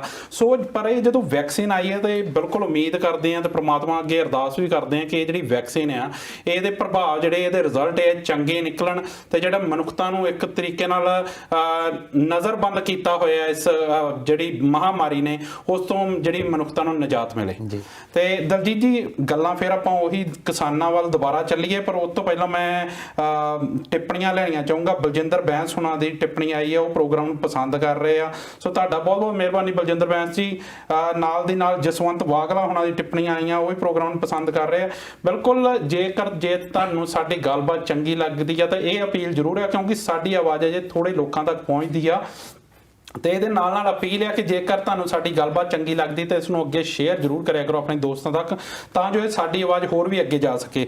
ਦਲਜੀਤ ਜੀ ਗੱਲਾਂ ਆਪਾਂ ਫਿਰ ਕਿਸਾਨੀ ਅੰਦੋਲਨ ਤੇ ਸਾਡੇ ਦੋਸਤਾਂ ਨੇ ਜਿਹੜਾ ਸਾਡਾ ਸਿਰਲੇਖ ਹੈ ਉਹ ਪੜ੍ਹ ਲਿਆ ਹੋਣਾ ਕਿ ਸਰਕਾਰੀ ਪੈਂਤਰੇਬਾਜ਼ੀ ਜਿਹੜੀ ਆ ਇਸ ਮੁਹਿੰਮ ਨੂੰ ਦਬਾਉਣ ਦੀ, ਇਸ ਅੰਦੋਲਨ ਨੂੰ ਦਬਾਉਣ ਦੀ, ਉਹ ਸਰਕਾਰ ਨੇ ਤੇਜ਼ ਕਰਤੀ ਆ, ਜਿਹੜੀ ਸਰਕਾਰੀ ਏਜੰਸੀਆਂ ਆ ਉਹਨਾਂ ਦਾ ਸਕੰਜਾ ਕੱਸਿਆ ਜਾ ਰਿਹਾ ਆ, ਜਿਸ ਦੇ ਤਹਿਤ ਹੁਣ ਜਿਹੜੀ NIA ਆ, ਕੇਂਦਰੀ ਜਾਂਚ ਏਜੰਸੀ ਜਿਹੜੀ, ਉਹਦੇ ਤਹਿਤ UAPA ਐਕਟ ਤਹਿਤ ਦਰਜਨ ਤੋਂ ਵੀ ਵੱਧ ਉਹਨਾਂ ਲੋਕਾਂ ਨੂੰ ਨੋਟਿਸ ਭੇਜੇ ਜਿਹੜੇ ਕਿਸੇ ਨਾ ਕਿਸੇ ਤਰੀਕੇ ਇਸ ਕਿਸਾਨੀ ਅੰਦੋਲਨ ਨਾਲ ਜੁੜੇ ਸੀ। ਤੇ ਜਿਹੜੀ ਸਰਕਾਰ ਦੇ ਇਸ ਕਦਮ ਦੀ ਬਹੁਤ ਖੁੱਲ੍ਹ ਕੇ ਨਿਖੇਧੀ ਹੋ ਰਹੀ ਹੈ, ਕਿਉਂਕਿ ਸਰਕਾਰ ਦਾ ਇਹ ਜਿਹੜਾ ਕਦਮ ਆ ਉਹਨੂੰ ਕਿਸਾਨਾਂ ਨੂੰ ਡਰਾਉਣ ਜਾਂ ਕਿਸਾਨੀ ਅੰਦੋਲਨ ਨੂੰ ਦਬਾਉਣ ਵਾਲੀ ਇੱਕ ਪੈਂਤੜੇਬਾਜ਼ੀ ਵੱਲੋਂ ਦੇਖਿਆ ਜਾ ਰਿਹਾ। ਕੀ ਕਹਿਣਾ ਚਾਹੋਗੇ? ਸਭ ਤੋਂ ਪਹਿਲਾਂ ਬਲਦੇਵ ਸਿੰਘ ਸਿਰਸਾ ਉਹਨਾਂ ਨੂੰ ਆਇਆ ਜੀ। ਪਹਿਲਾਂ ਜਿੰਨੇ ਵੀ ਕੋਈ ਏਜੰਸੀਜ਼ ਹੈਗੀਆਂ ਗਵਰਨਮੈਂਟ ਦੀਆਂ, ਚਾਹੇ ਉਹ CBI ਰੱਖ ਲਈਏ, ਚਾਹੇ ਆਪਾਂ ਇਹ ਨੈਸ਼ਨਲ ਇਨਵੈਸਟੀਗੇਸ਼ਨ ਰੱਖ ਲਈਏ ਜੀ, ਇਹਨਾਂ ਦੇ ਵਿੱਚ ਇੱਕ ਰਿਟਨ ਇੱਕ ਚਿੱਠੀ ਪਾਈ ਜਾਂਦੀ ਹੈ ਕਿ ਤੁਸੀਂ ਇਸ ਵੇਲੇ ਪੇਸ਼ ਹੋਵੋ। ਪਰ ਇਹ ਪਹਿਲੀ ਵਾਰ ਹੋਇਆ ਕਿ ਤੁਹਾਨੂੰ WhatsApp ਦੇ ਉੱਤੇ ਭੇਜਿਆ। ਵੈਸੇ ਤਾਂ ਚਲੋ ਟੈਕਨੋਲੋਜੀ ਆ ਜੀ, ਪਰ ਤੁਸੀਂ WhatsApp ਦੇ ਉੱਤੇ ਮੈਸੇਜ ਕਰਦੇ ਆ ਕਿ ਜੀ 17 ਤਰੀਕ ਨੂੰ ਤੁਸੀਂ ਪੇਸ਼ ਹੋਵੋ, ਜਾਂ ਅੱਜ ਜਾਂ ਭਲਕੇ ਜਾਂ 2 ਦਿਨਾਂ ਦੇ ਵਿੱਚ ਵਿੱਚ। ਇੱਕ ਬੜਾ ਸ਼ਾਰਟ ਨੋਟਿਸ ਹੈਗਾ ਜੀ। ਤੇ ਬਾਅਦ ਵਿੱਚ ਦੀਪ ਸਿੱਧੂ ਉਹ ਲਾਈਵ ਹੋ ਕੇ ਉਹਨੇ ਦੱਸਿਆ ਕਿ ਮੈਨੂੰ ਵੀ ਤੇ ਮੇਰੇ ਭਰਾ ਨੂੰ ਵੀ ਇੱਕ ਇਨਵੈਸਟੀਗੇਸ਼ਨ ਵੱਲੋਂ ਇਹ ਬਣਾਇਆ, ਮੈਨੂੰ ਨੋਟਿਸ ਦਿੱਤਾ ਗਿਆ ਜੀ। ਸਭ ਤੋਂ ਪਹਿਲਾਂ ਮੈਂ ਇਹ ਦੱਸ ਦਵਾਂ ਕਿ ਜਿਹੜਾ ਨੈਸ਼ਨਲ ਇਨਵੈਸਟੀਗੇਸ਼ਨ ਜਿਹੜਾ ਹੈਗਾ, ਇਹ ਇੱਕ authority agency, national investigation agency ਜਿਹੜੀ ਆ, ਇਹ 2008 ਦੇ ਵਿੱਚ ਤੁਹਾਨੂੰ ਯਾਦ ਹੋਣਾ ਕਿ 26/11 ਦੀ ਇੱਕ ਘਟਨਾ ਹੋਈ ਸੀ ਮੁੰਬਈ ਦੇ ਵਿੱਚ ਜੀ। ਲਸ਼ਕਰੇ ਤੌਬਾ ਦੇ ਕੁਝ ਅੱਤਵਾਦੀ ਆਏ, ਜਿਹਦੇ ਵਿੱਚ ਕਸਾਬ ਸੀ ਇੱਕ ਜਿਹੜਾ ਫੜ ਲਿਆ ਸੀ। ਉਹ ਅੱਤਵਾਦੀਆਂ ਨੇ ਆ ਕੇ ਉੱਥੇ ਬਹੁਤ ਜ਼ਿਆਦਾ ਨਰਸੰਹਾਰ ਕੀਤਾ, ਬਹੁਤ ਸਾਰੇ ਨਿਰਦੋਸ਼ ਲੋਕਾਂ ਨੂੰ ਜਿਹੜਾ ਉੱਥੇ ਮਾਰ ਮੁਕਾਇਆ ਮੁੰਬਈ ਦੇ ਵਿੱਚ ਜੀ। ਇਹ 26 ਨਵੰਬਰ 2008 ਦੀ ਘਟਨਾ ਆ ਜੀ। ਉਹਦੇ ਵਿੱਚ ਬਾਅਦ ਦੇ ਵਿੱਚ ਸਰਕਾਰ ਮਨਮੋਹਨ ਸਿੰਘ ਦੀ ਸਰਕਾਰ ਹੁੰਦੀ ਸੀ, ਤੇ ਉਹਨਾਂ ਨੇ ਬਾਅਦ ਦੇ ਵਿੱਚ ਪਾਇਆ ਕਿ ਕਿੱਥੇ ਕਿੱਥੇ ਘਾਟ ਰਹਿ ਗਈ ਆ, ਕਿ ਪਾਕਿਸਤਾਨ ਤੋਂ ਇੱਕ ਬੇੜੀ ਦੇ ਵਿੱਚ ਆਏ ਆ ਅੱਤਵਾਦੀ ਤੇ ਆ ਕੇ ਇੰਨਾ ਜ਼ਿਆਦਾ ਨੁਕਸਾਨ ਸਾਡਾ ਕਰ ਗਏ। ਤੇ ਸਾਡੀ ਜਿਹੜੀ ਏਜੰਸੀ ਆ, ਅਸੀਂ ਕਹਿੰਦੇ ਆ, ਅਸੀਂ ਦਾਅਵਾ ਕਰਦੇ ਆ ਕਿ ਸਾਡੀਆਂ ਏਜੰਸੀਆਂ ਬਹੁਤ ਕੰਮ ਕਰਦੀਆਂ, ਰੌ ਵਰਗੀ ਜਿਹੜੀ ਏਜੰਸੀ ਸਾਡੇ ਕੋਲ ਆ ਜੀ। ਪਰ ਫਿਰ ਵੀ ਇਹ ਕਿੱਥੇ ਅਣਗਹਿਲੀ ਹੋ ਗਈ ਆ। ਉਹਦੇ ਇਵਜ ਦੇ ਵਿੱਚ 31 ਦਸੰਬਰ 2008 ਨੂੰ ਇਹਨਾਂ ਨੇ ਨੈਸ਼ਨਲ ਇਨਵੈਸਟੀਗੇਸ਼ਨ ਏਜੰਸੀ ਬਣਾਈ ਜੀ। ਇਹਦਾ ਕੰਮ ਸੀ ਕਿ ਜਿਹੜੀ ਅੱਤਵਾਦ ਦੇ ਨਾਲ, ਟੈਰਰ ਦੇ ਨਾਲ ਰਿਲੇਟਡ ਕੋਈ ਵੀ ਐਕਟੀਵਿਟੀ ਆ, ਉਹਦੇ ਉੱਤੇ ਕੰਮ ਕਰਨਾ ਜੀ। ਇਹਦੇ ਲਈ 649 ਮੁਲਾਜ਼ਮ ਇਹਨਾਂ ਨੇ ਰੱਖੇ, 1 ਕਰੋੜ 60 ਲੱਖ ਦਾ ਸਾਲ ਦਾ ਬਜਟ ਰੱਖਿਆ। ਇੱਕ ਬਹੁਤ ਵਧੀਆ ਚਲੋ ਉਸ ਵੇਲੇ ਇਹਨਾਂ ਨੇ ਕੰਮ ਕਰਨਾ ਸ਼ੁਰੂ ਕੀਤਾ। ਕੁਛ ਜਿਹੜੇ ਅੱਤਵਾਦੀ ਆ, ਇਹਨਾਂ ਨੇ ਉੱਥੇ ਜੰਮੂ ਕਸ਼ਮੀਰ ਦੇ ਵਿੱਚ ਟਾਰਗੇਟ ਵੀ ਕੀਤੇ ਜੀ। ਨਕਸਲਵਾਦੀਆਂ ਦੇ ਨਾਲ ਨਜਿੱਠਣ ਦੇ ਲਈ ਵੀ ਇਹਨੇ ਅਹਿਮ ਭੂਮਿਕਾ ਨਿਭਾਈ ਆ। ਫਿਰ ਪਤਾ ਨਹੀਂ ਕੀ ਗੱਲ ਹੋਈ ਕਿ ਬਾਅਦ ਦੇ ਵਿੱਚ ਇਹਨਾਂ ਨੇ ਉਹਦੇ ਵਿੱਚ ਸੋਧ ਕੀਤੀ ਜੀ। ਸੋਧ ਕਰਕੇ ਇਹਨਾਂ ਨੇ ਕਿਹਾ ਕਿ ਕੱਲਾ ਅਸੀਂ ਇੰਡੀਆ ਵਿੱਚ ਹੀ ਨਹੀਂ ਦੇਖਣੀ, ਅਸੀਂ ਜਿਹੜੀ ਆਪਣੀ ਇਨਵੈਸਟੀਗੇਸ਼ਨ ਆ ਬਾਹਰਲੇ ਦੇਸ਼ਾਂ ਵਿੱਚ ਵੀ ਕਰਨੀ ਹੈ ਜੀ। ਉਹਦੇ ਵਿੱਚ ਇਹਨਾਂ ਨੇ ਉਹਦੇ ਵਿੱਚ ਸੋਧ ਕਰ ਲਈ, ਭਾਵੇਂ ਕਿ ਬਹੁਤ ਸਾਰੇ ਜਿਹੜੇ ਪਾਰਟੀ ਸੀਗੀਆਂ ਉਹਨਾਂ ਨੇ ਵਿਰੋਧ ਵੀ ਕੀਤਾ ਜੀ। ਹੁਣ ਉਹਦੇ ਵਿੱਚ ਸ਼੍ਰੀਲੰਕਾ ਦੇ ਵਿੱਚ ਜਦੋਂ ਈਸਟਰ ਦਾ ਤੁਹਾਨੂੰ ਯਾਦ ਹੋਣਾ ਕਿ ਈਸਟਰ ਦੇ ਵਿੱਚ ਈਸਟਰ ਦੀ ਜਿਹੜੀ ਚਰਚ ਦੇ ਵਿੱਚ ਪ੍ਰੇਅਰਾਂ ਚੱਲ ਰਹੀਆਂ ਸੀ, ਤੇ ਉੱਥੇ ਇੱਕ ਬੰਦਾ ਐਂਟਰ ਹੋ ਗਿਆ ਤੇ ਉਹਨੇ ਕਾਫੀ ਨੁਕਸਾਨ ਕੀਤਾ ਉੱਥੇ ਵੀ। ਉਹਦੀ ਕਹਿੰਦੇ ਅਸੀਂ ਇਨਵੈਸਟੀਗੇਸ਼ਨ ਕਰਨੀ ਆ। ਫਿਰ ਕਾਬਲ ਦੇ ਵਿੱਚ ਇੱਕ ਗੁਰਦੁਆਰਾ ਸਾਹਿਬ ਦੇ ਉੱਤੇ ਅਟੈਕ ਹੋਇਆ ਸੀ, ਬਹੁਤ ਸਾਰੇ ਸਿੱਖਾਂ ਨੂੰ ਉੱਥੇ ਮਾਰਿਆ ਗਿਆ ਸੀ। ਅਸੀਂ ਕਹਿੰਦੇ ਉਹਦੀ ਵੀ ਇਨਵੈਸਟੀਗੇਸ਼ਨ ਕਰਨੀ ਆ, ਤੇ ਉਹਦੀ ਇਨਵੈਸਟੀਗੇਸ਼ਨ ਚੱਲ ਵੀ ਇਹਨਾਂ ਦੀ ਰਹੀ ਆ। ਪਰ ਇਹ ਜਿਹੜਾ ਇਨਵੈਸਟੀਗੇਸ਼ਨ ਆ, ਇੱਕ ਇਹ ਵੀ ਸਾਨੂੰ ਯਾਦ ਕਰਨਾ ਕਿ ਇਹ ਕਿਹਦੇ ਲਈ ਆਨਸਰੇਬਲ ਆ, ਕਿਹਨੂੰ ਰਿਪਲਾਈ ਕਰਦੀ ਆ। ਇਹਦੇ ਵਿੱਚ ਇਹਨੂੰ ਸਟੇਟਸ ਦਾ ਦੇਖੋ ਪਾਵਰਫੁਲ ਇੰਨਾ ਬਣਾਇਆ ਗਿਆ ਕਿ ਕਿਉਂਕਿ ਕੋਈ ਵੀ ਅਥਾਰਟੀ ਜਦੋਂ ਸੈਂਟਰ ਤੋਂ ਆਉਂਦੀ ਆ, ਉਹਨੂੰ ਪਹਿਲਾਂ ਪਰਮਿਸ਼ਨ ਲੈਣੀ ਪੈਂਦੀ ਆ ਲੋਕਲ ਪੁਲਿਸ ਤੋਂ। ਪਰ ਜਿਹੜੀ ਨੈਸ਼ਨਲ ਇਨਵੈਸਟੀਗੇਸ਼ਨ ਦੀ ਟੀਮ ਹੁੰਦੀ ਆ, ਇਹਨੂੰ ਕੋਈ ਕਹਿ ਲਓ ਕਿ ਪਰਮਿਸ਼ਨ ਲੈਣ ਦੀ ਲੋੜ ਨਹੀਂ, ਇਹ ਸਿੱਧਾ ਹੀ ਆਉਂਦੇ ਆ ਸਟੇਟ ਦੇ ਵਿੱਚ। ਇਹਨੂੰ ਅਮਰਿੰਦਰ ਸਿੰਘ ਦੀ ਲੋੜ ਨਹੀਂ, ਇਹਨੂੰ ਕਿਸੇ ਹੋਰ ਪੁਲਿਸ ਵਾਲੇ ਦੀ ਕੋਈ ਲੋੜ ਨਹੀਂ। ਇਹ ਆਉਂਦੇ ਆ ਸਿੱਧੀ ਆਪਣੀ ਇਨਵੈਸਟੀਗੇਸ਼ਨ ਕਰਦੇ ਆ, ਇਹਨਾਂ ਕੋਲ ਅਧਿਕਾਰ ਜੀ। ਫਿਰ ਇਹਨਾਂ ਨੇ ਕਿਹਾ ਕਿ ਅਸੀਂ ਜਿਹੜਾ ਇਨਵੈਸਟੀਗੇਸ਼ਨ ਚੱਲਦੀ ਆ ਸਾਡੀ, ਇਹਨੂੰ ਤਾਂ ਟਾਰਗੇਟ ਜਿਹੜਾ ਲੋਕਾਂ ਨੂੰ ਕਰਨਾ ਸ਼ੁਰੂ ਕਰ ਦਿੱਤਾ। ਹੁਣ ਆ ਜਿਹੜਾ ਕਿਹਨੂੰ ਇਹ ਕਰ ਰਹੇ ਆ, ਅਮਿਤ ਸ਼ਾਹ ਨੂੰ ਰਿਪਲਾਈ ਕਰਦੇ ਆ। ਅਮਿਤ ਸ਼ਾਹ ਇਹਦਾ ਲੀਡਰ ਆ ਕਹਿ ਲਓ, ਕਿਉਂਕਿ ਜੋ ਵੀ ਇਹਨਾਂ ਨੇ ਕੰਮ ਕਰਨਾ ਅਮਿਤ ਸ਼ਾਹ ਨੂੰ ਉਹਦਾ ਜਵਾਬ ਦੇਣਾ। ਹੋਰ ਕਿਸੇ ਨੂੰ ਇਹ ਆਨਸਰੇਬਲ ਨਹੀਂ ਹੈਗੇ, ਨਾ ਕੈਪਟਨ ਅਮਰਿੰਦਰ ਸਿੰਘ ਨੂੰ, ਨਾ ਕਿਸੇ ਹੋਰ ਨੂੰ। ਸਿੱਧੇ ਕੰਟੈਕਟ ਦੇ ਵਿੱਚ ਆ ਅਮਿਤ ਸ਼ਾਹ ਦੇ। ਕਹਿ ਲਓ ਕਿ ਇੱਕ ਇਨ ਦਾ ਸੈਂਸ ਵੀ head of the department Amit Shah ਆ ਜੀ। ਹੁਣ UAPA ਆਪਾਂ ਨੂੰ ਯਾਦ ਰੱਖਣਾ ਪੈਣਾ, ਇਹ ਵੀ ਹੈਗਾ ਕਿ ਇੱਕ ਅਨਲੌਫੁਲ ਐਕਟੀਵਿਟੀਜ਼ ਅੰਡਰ ਦਾ ਅਨਲੌਫੁਲ ਐਸੋਸੀਏਸ਼ਨ ਅੰਡਰ ਦਾ ਅਨਲੌਫੁਲ ਐਕਟੀਵਿਟੀਜ਼। ਇਹ ਪ੍ਰੀਵੈਂਸ਼ਨ ਐਕਟ ਸੀ 1967 ਦੇ ਵਿੱਚ ਬਣਾਇਆ ਗਿਆ ਸੀ। ਇਹਦੇ ਵਿੱਚ ਇਹ ਸੀ ਕਿ ਤੁਹਾਨੂੰ ਕੋਈ ਇਦਾਂ ਦੀ ਜਿਹੜੀ ਕਾਨੂੰਨ ਦੇ ਵਿਰੁੱਧ ਦੇ ਵਿੱਚ ਐਕਟੀਵਿਟੀ ਹੁੰਦੀ ਆ, ਉਹਦੇ ਵਿੱਚ ਤੁਹਾਡਾ ਸਹਿਯੋਗ ਪਾਇਆ ਜਾਂਦਾ, ਉਹਨੂੰ ਰੋਕਣ ਦੇ ਲਈ ਇਹ ਐਕਟ ਬਣਾਇਆ ਗਿਆ ਸੀ। ਹੁਣ ਜਿਹੜੇ ਭੇਜੇ ਗਏ ਆ ਨੋਟਿਸ, ਇਹਦੇ ਅਧੀਨ ਭੇਜੇ ਗਏ ਆ ਨੈਸ਼ਨਲ ਇਨਵੈਸਟੀਗੇਸ਼ਨ ਏਜੰਸੀ ਦੇ ਦੁਆਰਾ UAPA ਐਕਟ ਲਾ ਕੇ। ਕਿਹਾ ਇਹ ਗਿਆ ਕਿ ਤੁਹਾਡਾ ਸਬੰਧ 6 ਫॉर ਜਸਟਿਸ ਜਿਹੜਾ ਕਿ ਇੱਕ ਖਾਲਿਸਤਾਨ ਦੀ ਮੰਗ ਵੀ ਰੱਖਦਾ ਆ। ਸਾਡੇ ਦੋਸਤ ਸਾਡੇ ਜਾਣਦੇ ਹੋਣਗੇ ਕਿ ਤੁਹਾਡੇ ਲਿੰਕ ਉਹਦੇ ਨਾਲ ਆ ਜੀ। ਇਸੇ ਕਰਕੇ ਤੁਹਾਨੂੰ ਇਹ ਇੱਕ ਜੇ ਇਹਦੇ ਰਾਹੀਂ ਕਰ ਰਹੇ ਆ, ਇਹਦੀ ਤਾਂ ਕੋਈ ਜ਼ਮਾਨਤ ਵੀ ਹੈ ਨਹੀਂ।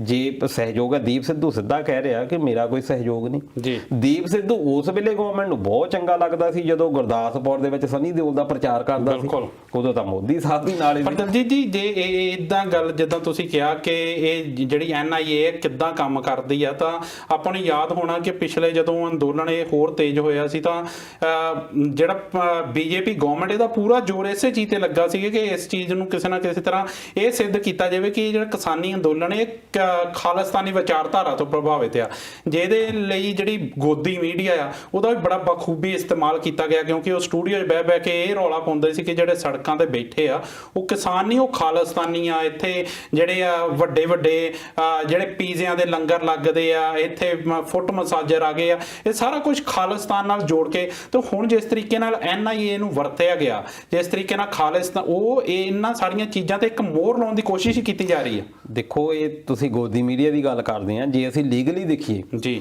ਜਿਹੜੀ ਲਾਸਟ ਟਾਈਮ ਸੁਪਰੀਮ ਕੋਰਟ ਦੇ ਵਿੱਚ ਪੇਸ਼ੀ ਹੋਈ ਆ, ਉਹਦੇ ਵਿੱਚ ਜਿਹੜਾ ਅਟਾਰਨੀ ਜਨਰਲ ਆਫ ਇੰਡੀਆ ਆ ਕੇ ਬੇਨੂਗੋਪਾਲ ਜੀ, ਉਹ ਕੀ ਕਹਿ ਰਿਹਾ, ਉਹਨੇ ਸਭ ਤੋਂ ਪਹਿਲਾਂ ਕਿਹਾ ਕਾਨੂੰਨ ਜਾ ਕੇ ਸੁਪਰੀਮ ਕੋਰਟ ਦੇ ਵਿੱਚ ਜੀ, ਪਹਿਲਾਂ ਤਾਂ ਚਲੋ ਗੋਦੀ ਮੀਡੀਆ ਜਾਂ ਮੈਂ ਇੱਥੇ ਗੱਲ ਕਰਦਾ ਆ, ਮੇਰੀ ਕੋਈ ਜਵਾਬਦੇਹੀ ਤੇ ਨਹੀਂ, ਕਿਤੇ ਮੈਂ ਝੂਠ ਵੀ ਬੋਲ ਸਕਦਾ ਇੱਥੇ, ਬਿਲਕੁਲ ਮੈਂ ਕੁਝ ਵੀ ਕਹਿ ਸਕਦਾ ਜੀ। ਪਰ ਜਿਹੜਾ ਸੁਪਰੀਮ ਕੋਰਟ ਦੇ ਵਿੱਚ ਅਟਾਰਨੀ ਜਨਰਲ ਆ, ਜਿਹੜਾ ਕਿ ਆਪਣੇ ਆਪ ਦੇ ਵਿੱਚ ਬੰਦੇ ਦੀ ਹੋਂਦ ਆ, ਉਹ ਕਹਿ ਰਿਹਾ ਕਿ ਇਹ ਕਿਸਾਨ ਅੰਦੋਲਨ ਦੇ ਵਿੱਚ ਖਾਲਿਸਤਾਨ ਮੁਹਿੰਮ ਚੱਲ ਰਹੀ ਆ ਜੀ। ਇਹ ਸੁਪਰੀਮ ਕੋਰਟ ਦੇ ਵਿੱਚ ਕਿਹਾ ਜਾ, ਜਦ ਕਿ ਉੱਥੇ ਰੌਲਾ ਤਾਂ ਇਹ ਆ ਕਿ ਕਿਸਾਨੀ ਦੇ ਕੀਮਤਾਂ ਨਾਲ, ਫਸਲਾਂ ਨਾਲ, ਜੈਂਟਸਾਂ ਦੇ ਭਾਅ ਦੇ ਨਾਲ ਸੰਬੰਧਿਤ ਇਹ ਹੈਗੇ ਆ। ਇਹਦੇ ਵਿੱਚ ਮੂਵਮੈਂਟ ਵਾਲੀ ਕਿਹੜੀ ਗੱਲ ਆ ਗਈ?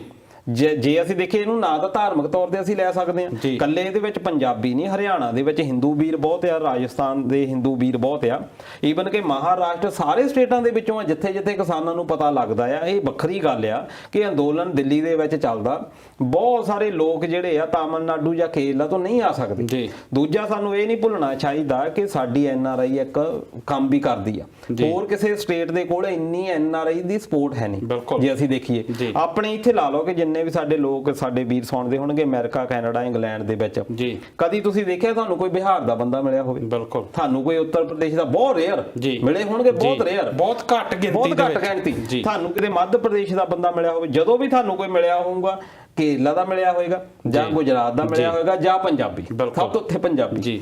ਇਸ ਕਰਕੇ ਸਾਨੂੰ ਇਹ ਜ਼ਰੂਰ ਧਿਆਨ ਰੱਖਣਾ ਚਾਹੀਦਾ ਕਿ ਜਿਹੜਾ NRI ਆ, ਇਸੇ ਕਰਕੇ ਹੁਣ ਸਿੱਖਸ ਫॉर ਜਸਟਿਸ ਦੇ ਨਾਲ ਜੋੜ ਕੇ ਇਹ ਇੱਕ ਡਰਾਉਣ ਦੀ ਵੀ ਕੋਸ਼ਿਸ਼ ਆ। ਹੁਣ ਇਹਦੇ ਵਿੱਚ ਬਲਤੇਜ ਪੰਨੂ ਜਿਹੜੇ ਕਿ ਪਟਿਆਲਾ ਤੋਂ ਪੱਤਰਕਾਰ ਨੇ, ਉਹਨਾਂ ਦਾ ਵੀ ਨਾਮ ਹੈ ਵਿੱਚ, ਹੋਰ ਇੱਕ ਪੱਤਰਕਾਰ ਨੇ ਇੱਕ ਹੋਰ ਚੈਨਲ ਦੇ, ਉਹਨਾਂ ਦਾ ਵੀ ਨਾਮ ਹੈ ਵਿੱਚ, 3 ਬਿਜ਼ਨਸਮੈਨ ਉਹਨਾਂ ਦਾ ਨਾਮ ਹੈਗਾ। 40 ਬੰਦਿਆਂ ਨੂੰ ਭੇਜੇ ਗਏ ਆ ਜਿਹੜੇ ਕਿ ਰੋਜ਼ਾਨਾ 3 ਬੱਸਾਂ ਚਲਾਉਂਦੇ ਆ ਲੁਧਿਆਣੇ ਤੋਂ ਦਿੱਲੀ ਨੂੰ ਕਿਸਾਨਾਂ ਦੇ ਪ੍ਰੋਟੈਸਟ ਦੇ ਵਿੱਚ। 3 ਉਹਨਾਂ ਦਾ ਨਾਮ ਇਹ ਵੀ ਆ। ਜੇ ਉਹ ਬੱਸਾਂ ਚਲਾਉਂਦੇ ਆ, ਇਹਦਾ ਮਤਲਬ ਇਹ ਨਹੀਂ ਕਿ ਉਹ ਸਿੱਖਸ ਫॉर ਜਸਟਿਸ ਨਾਲ ਜੁੜੇ ਹੋਏ ਆ। ਅੱਜ ਮੈਂ ਜੇ ਮੰਨ ਲਓ ਕਿ ਦੇਵ ਸਿੱਧੂ ਗੱਲ ਕਰਦਾ ਕਿਸਾਨਾਂ ਦੇ ਹੱਕ ਦੇ ਵਿੱਚ, ਜਾਂ ਦਲਜੀਤ ਸਿੰਘ ਕਿਸਾਨਾਂ ਦੇ ਹੱਕ ਦੇ ਵਿੱਚ ਕਰਦਾ, ਇਹਦਾ ਮਤਲਬ ਇਹ ਤੇ ਨਹੀਂ ਤੇ ਅਸੀਂ ਗਦਾਰ ਹੋ ਗਏ। ਦਲਜੀਤ ਜੀ, ਮੇਰੇ ਖਿਆਲ ਆਪਾਂ ਆਸਟ੍ਰੇਲੀਆ ਦੇ ਵਿੱਚ ਬੈਠੇ ਆ, ਆਪਾਂ ਗੱਲ ਤਾਂ ਕਿਸਾਨੀ ਅੰਦੋਲਨ ਤੇ ਆਪਾਂ ਖੁੱਲ ਕੇ ਕੀਤੀ ਹੈ, ਪਰ ਜੇ ਇਹਨਾਂ ਦਾ ਵਸ ਚੱਲੇ, ਇਹਨਾਂ ਨੂੰ ਜਿਹੜਾ ਵੀ ਦਿਸਦਾ ਸੋਸ਼ਲ ਮੀਡੀਆ ਤੇ ਕੋਈ ਕਦੀ ਤਾਂ ਜਿਹੜੇ ਮੈਂ ਸਿੱਧੇ ਹੀ ਤਰੀਕੇ ਨਾਲ ਵੀ ਕਹਾਂ ਤੇ ਜਿਹੜੇ BJP ਦੇ ਅੰਨੇ ਭਗਤ ਆ, ਉਹ ਤੁਹਾਡੇ ਦੁਆਲੇ ਹੋ ਜਾਂਦੇ, ਕਦੀ ਤੁਹਾਨੂੰ ਗਾਲਾਂ ਕੱਢਣ ਲੱਗ ਪੈਂਦੇ, ਮੰਦਭਾਗੀ ਜਿਹੜੀ ਆਪਣੀ ਲੈਂਗੁਏਜ ਹੈ ਉਹ ਸ਼ੁਰੂ ਕਰ ਦਿੰਦੇ ਆ। ਪਰ ਇਹਨਾਂ ਦਾ ਜ਼ੋਰ ਨਹੀਂ ਅਸਲ ਦੇ ਵਿੱਚ ਚੱਲ ਰਿਹਾ, ਆਪਣੀ ਪੂਰੀ ਪੈਂਤੜੇਬਾਜ਼ੀ ਅਜਮਾ ਰਹੇ। ਹੁਣ ਅੱਜ ਇੱਕ ਖਬਰ ਆਈ ਕਿ ਇੱਕ ਦਰਸ਼ਨ ਸਿੰਘ ਧਾਲੀਵਾਲ NRI ਆ, ਉਹਨਾਂ ਨੇ ਜਿਹੜੇ 100 ਟਰੱਕ ਜਿਹੜੇ ਤਕਰੀਬਨ ਜਿਹੜੇ ਰਾਸ਼ਨ ਦੇ, ਜਿੱਦਾਂ ਆਪਾਂ ਗੱਲ ਕਰਦੇ ਹੁੰਨੇ ਕਿ ਇਸ ਅੰਦੋਲਨ ਨਾਲ ਲੋਕ ਆਪਣੇ ਜਜ਼ਬਾਤਾਂ ਨਾਲ ਜੁੜੇ ਆ। ਹਰ ਬੰਦਾ ਇਹ ਸੋਚਦਾ ਕਿ ਮੈਂ ਕਿਸ ਤਰੀਕੇ ਨਾਲ ਇਸ ਅੰਦੋਲਨ ਦੇ ਵਿੱਚ ਆਪਣੀ ਸੇਵਾ ਪਾਵਾਂ ਜਾਂ ਕਿਸ ਤਰੀਕੇ ਨਾਲ ਇਸ ਚੀਜ਼ ਦਾ ਸਾਥ ਦੇਵਾਂ, ਕਿਉਂਕਿ ਹਰ ਬੰਦੇ ਨੂੰ ਪਤਾ ਕਿ ਇੱਕ ਤਰ੍ਹਾਂ ਦੀ ਹੱਕ ਸੱਚ ਦੀ ਲੜਾਈ, ਕਿਸਾਨ ਜਿਹੜੇ ਆਪਣੇ ਹੱਕਾਂ ਦੀ, ਆਪਣੀ ਹੋਂਦ ਦੀ ਲੜਾਈ ਲੜ ਰਹੇ ਆ। ਉਸ ਬੰਦੇ ਨੇ, ਉਸ NRI ਦਰਸ਼ਨ ਸਿੰਘ ਧਾਲੀਵਾਲ ਹੁਣਾਂ ਨੇ 100 ਤੋਂ ਵੱਧ ਜਿਹੜਾ ਰਾਸ਼ਨ ਦਾ ਟਰੱਕ ਭੇਜਿਆ, ਤਾਂ ਉਹਨਾਂ ਨੂੰ ਜਦੋਂ ਹੁਣ ਅਮਰੀਕਾ ਜਾਣ ਲੱਗੇ ਸੀ, ਉਹ ਵਾਪਸ ਉਹਨਾਂ ਨੂੰ 2.5 ਘੰਟੇ ਦੀ ਨਜਾਇਜ਼ ਪੁੱਛਗਿੱਛ ਕੀਤੀ ਗਈ ਹੈ। ਬਿਲਕੁਲ, ਇਹ ਇੱਕ ਢੰਗ ਤਰੀਕੇ ਹੁੰਦੇ ਆ ਜੀ ਕਿ ਬਾਕੀਆਂ ਨੂੰ ਵੀ ਡਰਾਇਆ ਜਾਵੇ। ਮੰਨ ਲਓ ਕਿ ਕੱਲ ਨੂੰ ਆਪਾਂ ਜਾਣੇ ਆ, ਸਾਨੂੰ ਪਰੇਸ਼ਾਨ ਕਰਨਾ ਵੀ ਇਹ ਡਰ ਜਾਣ ਜੀ, ਜਾਂ ਕਿਸੇ ਹੋਰ ਨੂੰ ਵੀ। ਇਹ ਹੁਣ 40 ਬੰਦੇ ਆ, ਉਹਦੇ ਵਿੱਚ ਵੱਖਰੇ ਵੱਖਰੇ ਵਰਗ ਉਹਨਾਂ ਨੇ ਚੱਕ ਲਏ ਆ ਜੀ। ਹੁਣ ਜੇ ਦੇਖਿਆ ਜਾਵੇ ਕਿ ਇਹਦੇ ਨਾਲ ਤਾਂ ਇੱਕ ਐਮਰਜੈਂਸੀ ਵਰਗੀਆਂ ਸਿਚੁਏਸ਼ਨਸ ਕ੍ਰੀਏਟ ਹੋ ਗਈਆਂ। ਭਾਰਤ ਦਾ ਸੰਵਿਧਾਨ ਜਿਹੜਾ ਕਿ ਹਰ ਬੰਦੇ ਨੂੰ ਰਾਈਟ ਦਿੰਦਾ, ਆਰਟੀਕਲ 19 ਜਿਹੜਾ ਕਹਿੰਦਾ ਹੈ ਕਿ ਤੁਸੀਂ ਆਪਣੇ ਹੱਕਾਂ ਦੇ ਲਈ ਬੋਲ ਸਕਦੇ ਆ, ਤੁਹਾਨੂੰ ਬੋਲਣ ਦੀ ਆਜ਼ਾਦੀ ਆ, ਤੁਹਾਨੂੰ ਸੰਸਥਾ ਬਣਾਉਣ ਦੀ ਆਜ਼ਾਦੀ ਆ, ਤੁਹਾਨੂੰ ਪ੍ਰੋਟੈਸਟ ਕਰਨ ਦੀ ਆਜ਼ਾਦੀ ਆ, ਤੁਹਾਨੂੰ ਇੱਕ ਸਟੇਟ ਤੋਂ ਦੂਜੀ ਸਟੇਟ ਦੇ ਵਿੱਚ ਪ੍ਰੋਟੈਸਟ ਕਰਨ ਦਾ ਅਧਿਕਾਰ ਆ, ਤੁਹਾਨੂੰ ਜਿਹੜੀ ਯੂਨੀਅਨਸ ਬਣਾਉਣ ਦਾ ਅਧਿਕਾਰ ਆ, ਤੁਸੀਂ ਕਿਸੇ ਹੋਰ ਦੇ ਲਈ ਵੀ ਗੱਲ ਕਰਨੀ ਆ ਤੇ ਤੁਸੀਂ ਕਰ ਸਕਦੇ। ਦਲਜੀਤ ਜੀ ਸਾਡੀ ਜਿਹੜਾ ਕਨਸਟੀਟਿਊਸ਼ਨ ਹੈ ਉਹਨੇ ਤਾਂ ਸਾਨੂੰ ਅਧਿਕਾਰ ਬਹੁਤ, ਕਿਉਂਕਿ ਸ਼ੁਰੂਆਤ ਹੀ ਹੁੰਦੀ ਆ ਵੀ ਦਾ ਪੀਪਲ ਆਫ ਇੰਡੀਆ, ਉਹ ਲੋਕਾਂ ਲਈ, ਲੋਕਾਂ ਦੇ ਲਈ ਬਣਾਇਆ ਗਿਆ ਆ, ਉਹਨਾਂ ਨੇ ਇਹਦਾ ਬਹੁਤ ਜ਼ਿਆਦਾ ਅਧਿਕਾਰ ਦਿੱਤੇ। ਪਰ ਜਿਹੜੀਆਂ ਸਾਡੀਆਂ ਸਰਕਾਰਾਂ ਆ ਸਮੇਂ ਦੀਆਂ, ਉਹ ਉਸ ਕਨਸਟੀਟਿਊਸ਼ਨ ਨੂੰ ਆਪਣੇ ਹਿਸਾਬ ਨਾਲ ਤੋੜ ਮਰੋੜ ਕੇ, ਜਿੱਦਾਂ ਤੁਸੀਂ ਦੱਸ ਰਹੇ ਕਿ ਜਿਹੜੇ ਅਧਿਕਾਰ ਸਾਨੂੰ ਇਹ ਆ ਕਿ ਅਸੀਂ ਆਪਣੇ ਸੂਬੇ 'ਚ ਉੱਠ ਕੇ ਦੂਸਰੇ ਸੂਬੇ ਜਾ ਕੇ ਵੀ ਪ੍ਰਚਾਰ ਕਰ ਸਕਦੇ ਆ। ਪਰ ਜਿਸ ਦਿਨ ਜਿਹੜੇ ਪੰਜਾਬ ਦੇ ਕਿਸਾਨ ਉੱਥੋਂ ਪੰਜਾਬ ਤੋਂ ਤੁਰੇ ਸੀ, ਤੇ ਜਿਹੜੀ ਸਾਡੀ ਹਰਿਆਣਾ ਦੀ ਸਰਕਾਰ ਹੈ, ਮੌਜੂਦਾ ਸਰਕਾਰ, ਉਹ ਆਪਣੀਆਂ ਜਿਹੜੀਆਂ ਬਣਾਈਆਂ ਸੜਕਾਂ ਉਹਨਾਂ ਦੇ ਵਿੱਚ ਹੀ ਉਹਨੇ ਬੈਰੀਗੇਟਿੰਗ ਕੀਤੀ, ਟੋਏ ਪੁੱਟੇ, ਕਈ ਕੁਛ ਮੇਰਾ ਜਿਹੜੀਆਂ ਪਾਣੀ ਦੀਆਂ ਤੋਪਾਂ ਆ ਉਹ ਚਲਾਈਆਂ ਗਈਆਂ, ਬਹੁਤ ਜ਼ਿਆਦਾ ਜ਼ੋਰ ਲੱਗਾ। ਸੋ ਜਿਹੜੀਆਂ ਸਰਕਾਰਾਂ ਉਹ ਇਸ ਤਰੀਕੇ ਨਾਲ ਇਸ ਚੀਜ਼ ਨੂੰ ਆਪਣੇ ਵਿਰੁੱਧ ਵੀ ਵਰਤਦੀਆਂ। ਦੇਖੋ ਇਹਦੇ ਨਾਲ ਬਹੁਤ ਵਧੀਆ ਗੱਲਾਂ ਵੀ ਹੋਈਆਂ ਇਸ ਪ੍ਰੋਟੈਸਟ ਦੇ ਨਾਲ। ਮੈਂ ਤਾਂ ਧੰਨਵਾਦੀ ਵੀ ਹਾਂ ਕਿ ਬੀਜੇਪੀ ਗਵਰਨਮੈਂਟ ਨੇ ਇਹ ਕਾਨੂੰਨ ਲੈ ਕੇ ਆਂਦੇ, ਘੱਟੋ ਘੱਟ ਅਸੀਂ ਅਵੇਅਰ ਹੋਣ ਲੱਗੇ। ਬਿਲਕੁਲ। ਹੁਣ ਤੁਸੀਂ ਕਨਸਟੀਟਿਊਸ਼ਨ ਦੀ ਗੱਲ ਪਹਿਲਾਂ ਕੌਣ ਕਰਦਾ ਸੀ, ਸੰਵਿਧਾਨ ਦੀ ਗੱਲ। ਅਸੀਂ ਆਪਣੇ ਇੱਥੇ ਪ੍ਰੋਗਰਾਮ ਦੇ ਵਿੱਚ ਬਾਰ-ਬਾਰ ਇਹ ਗੱਲ ਕਹੀ ਆ ਕਿ ਸਾਨੂੰ ਸੰਵਿਧਾਨ, ਪਿਛਲੇ ਆਪਾਂ 2 ਸਾਲ ਤੋਂ ਪ੍ਰੋਗਰਾਮ ਕਰ ਰਹੇ ਆ, ਤੁਸੀਂ ਪਿਛਲੇ 2 ਸਾਲਾਂ ਦੇ ਪ੍ਰੋਗਰਾਮ ਚੱਕ ਲਓ।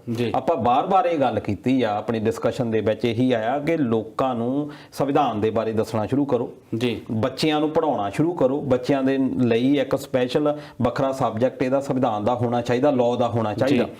ਡਾਕਟਰ ਭੀਮ ਰਾਓ ਅੰਬੇਡਕਰ, ਜਿਹਨੂੰ ਕਿ ਇੱਕ ਵਰਗ ਦੇ ਨਾਲ ਹੀ ਜੋੜ ਦਿੱਤਾ, ਇਹਨਾਂ ਨੇ ਕਹਿ ਦਿੱਤਾ ਜੀ ਇਹ ਦਲਿਤਾਂ ਦਾ ਹੀ ਆ, ਹੋਰ ਕਿਸੇ ਬੰਦੇ ਨੇ ਉਹਨੂੰ ਸਵੀਕਾਰ ਹੀ ਨਹੀਂ ਕੀਤਾ।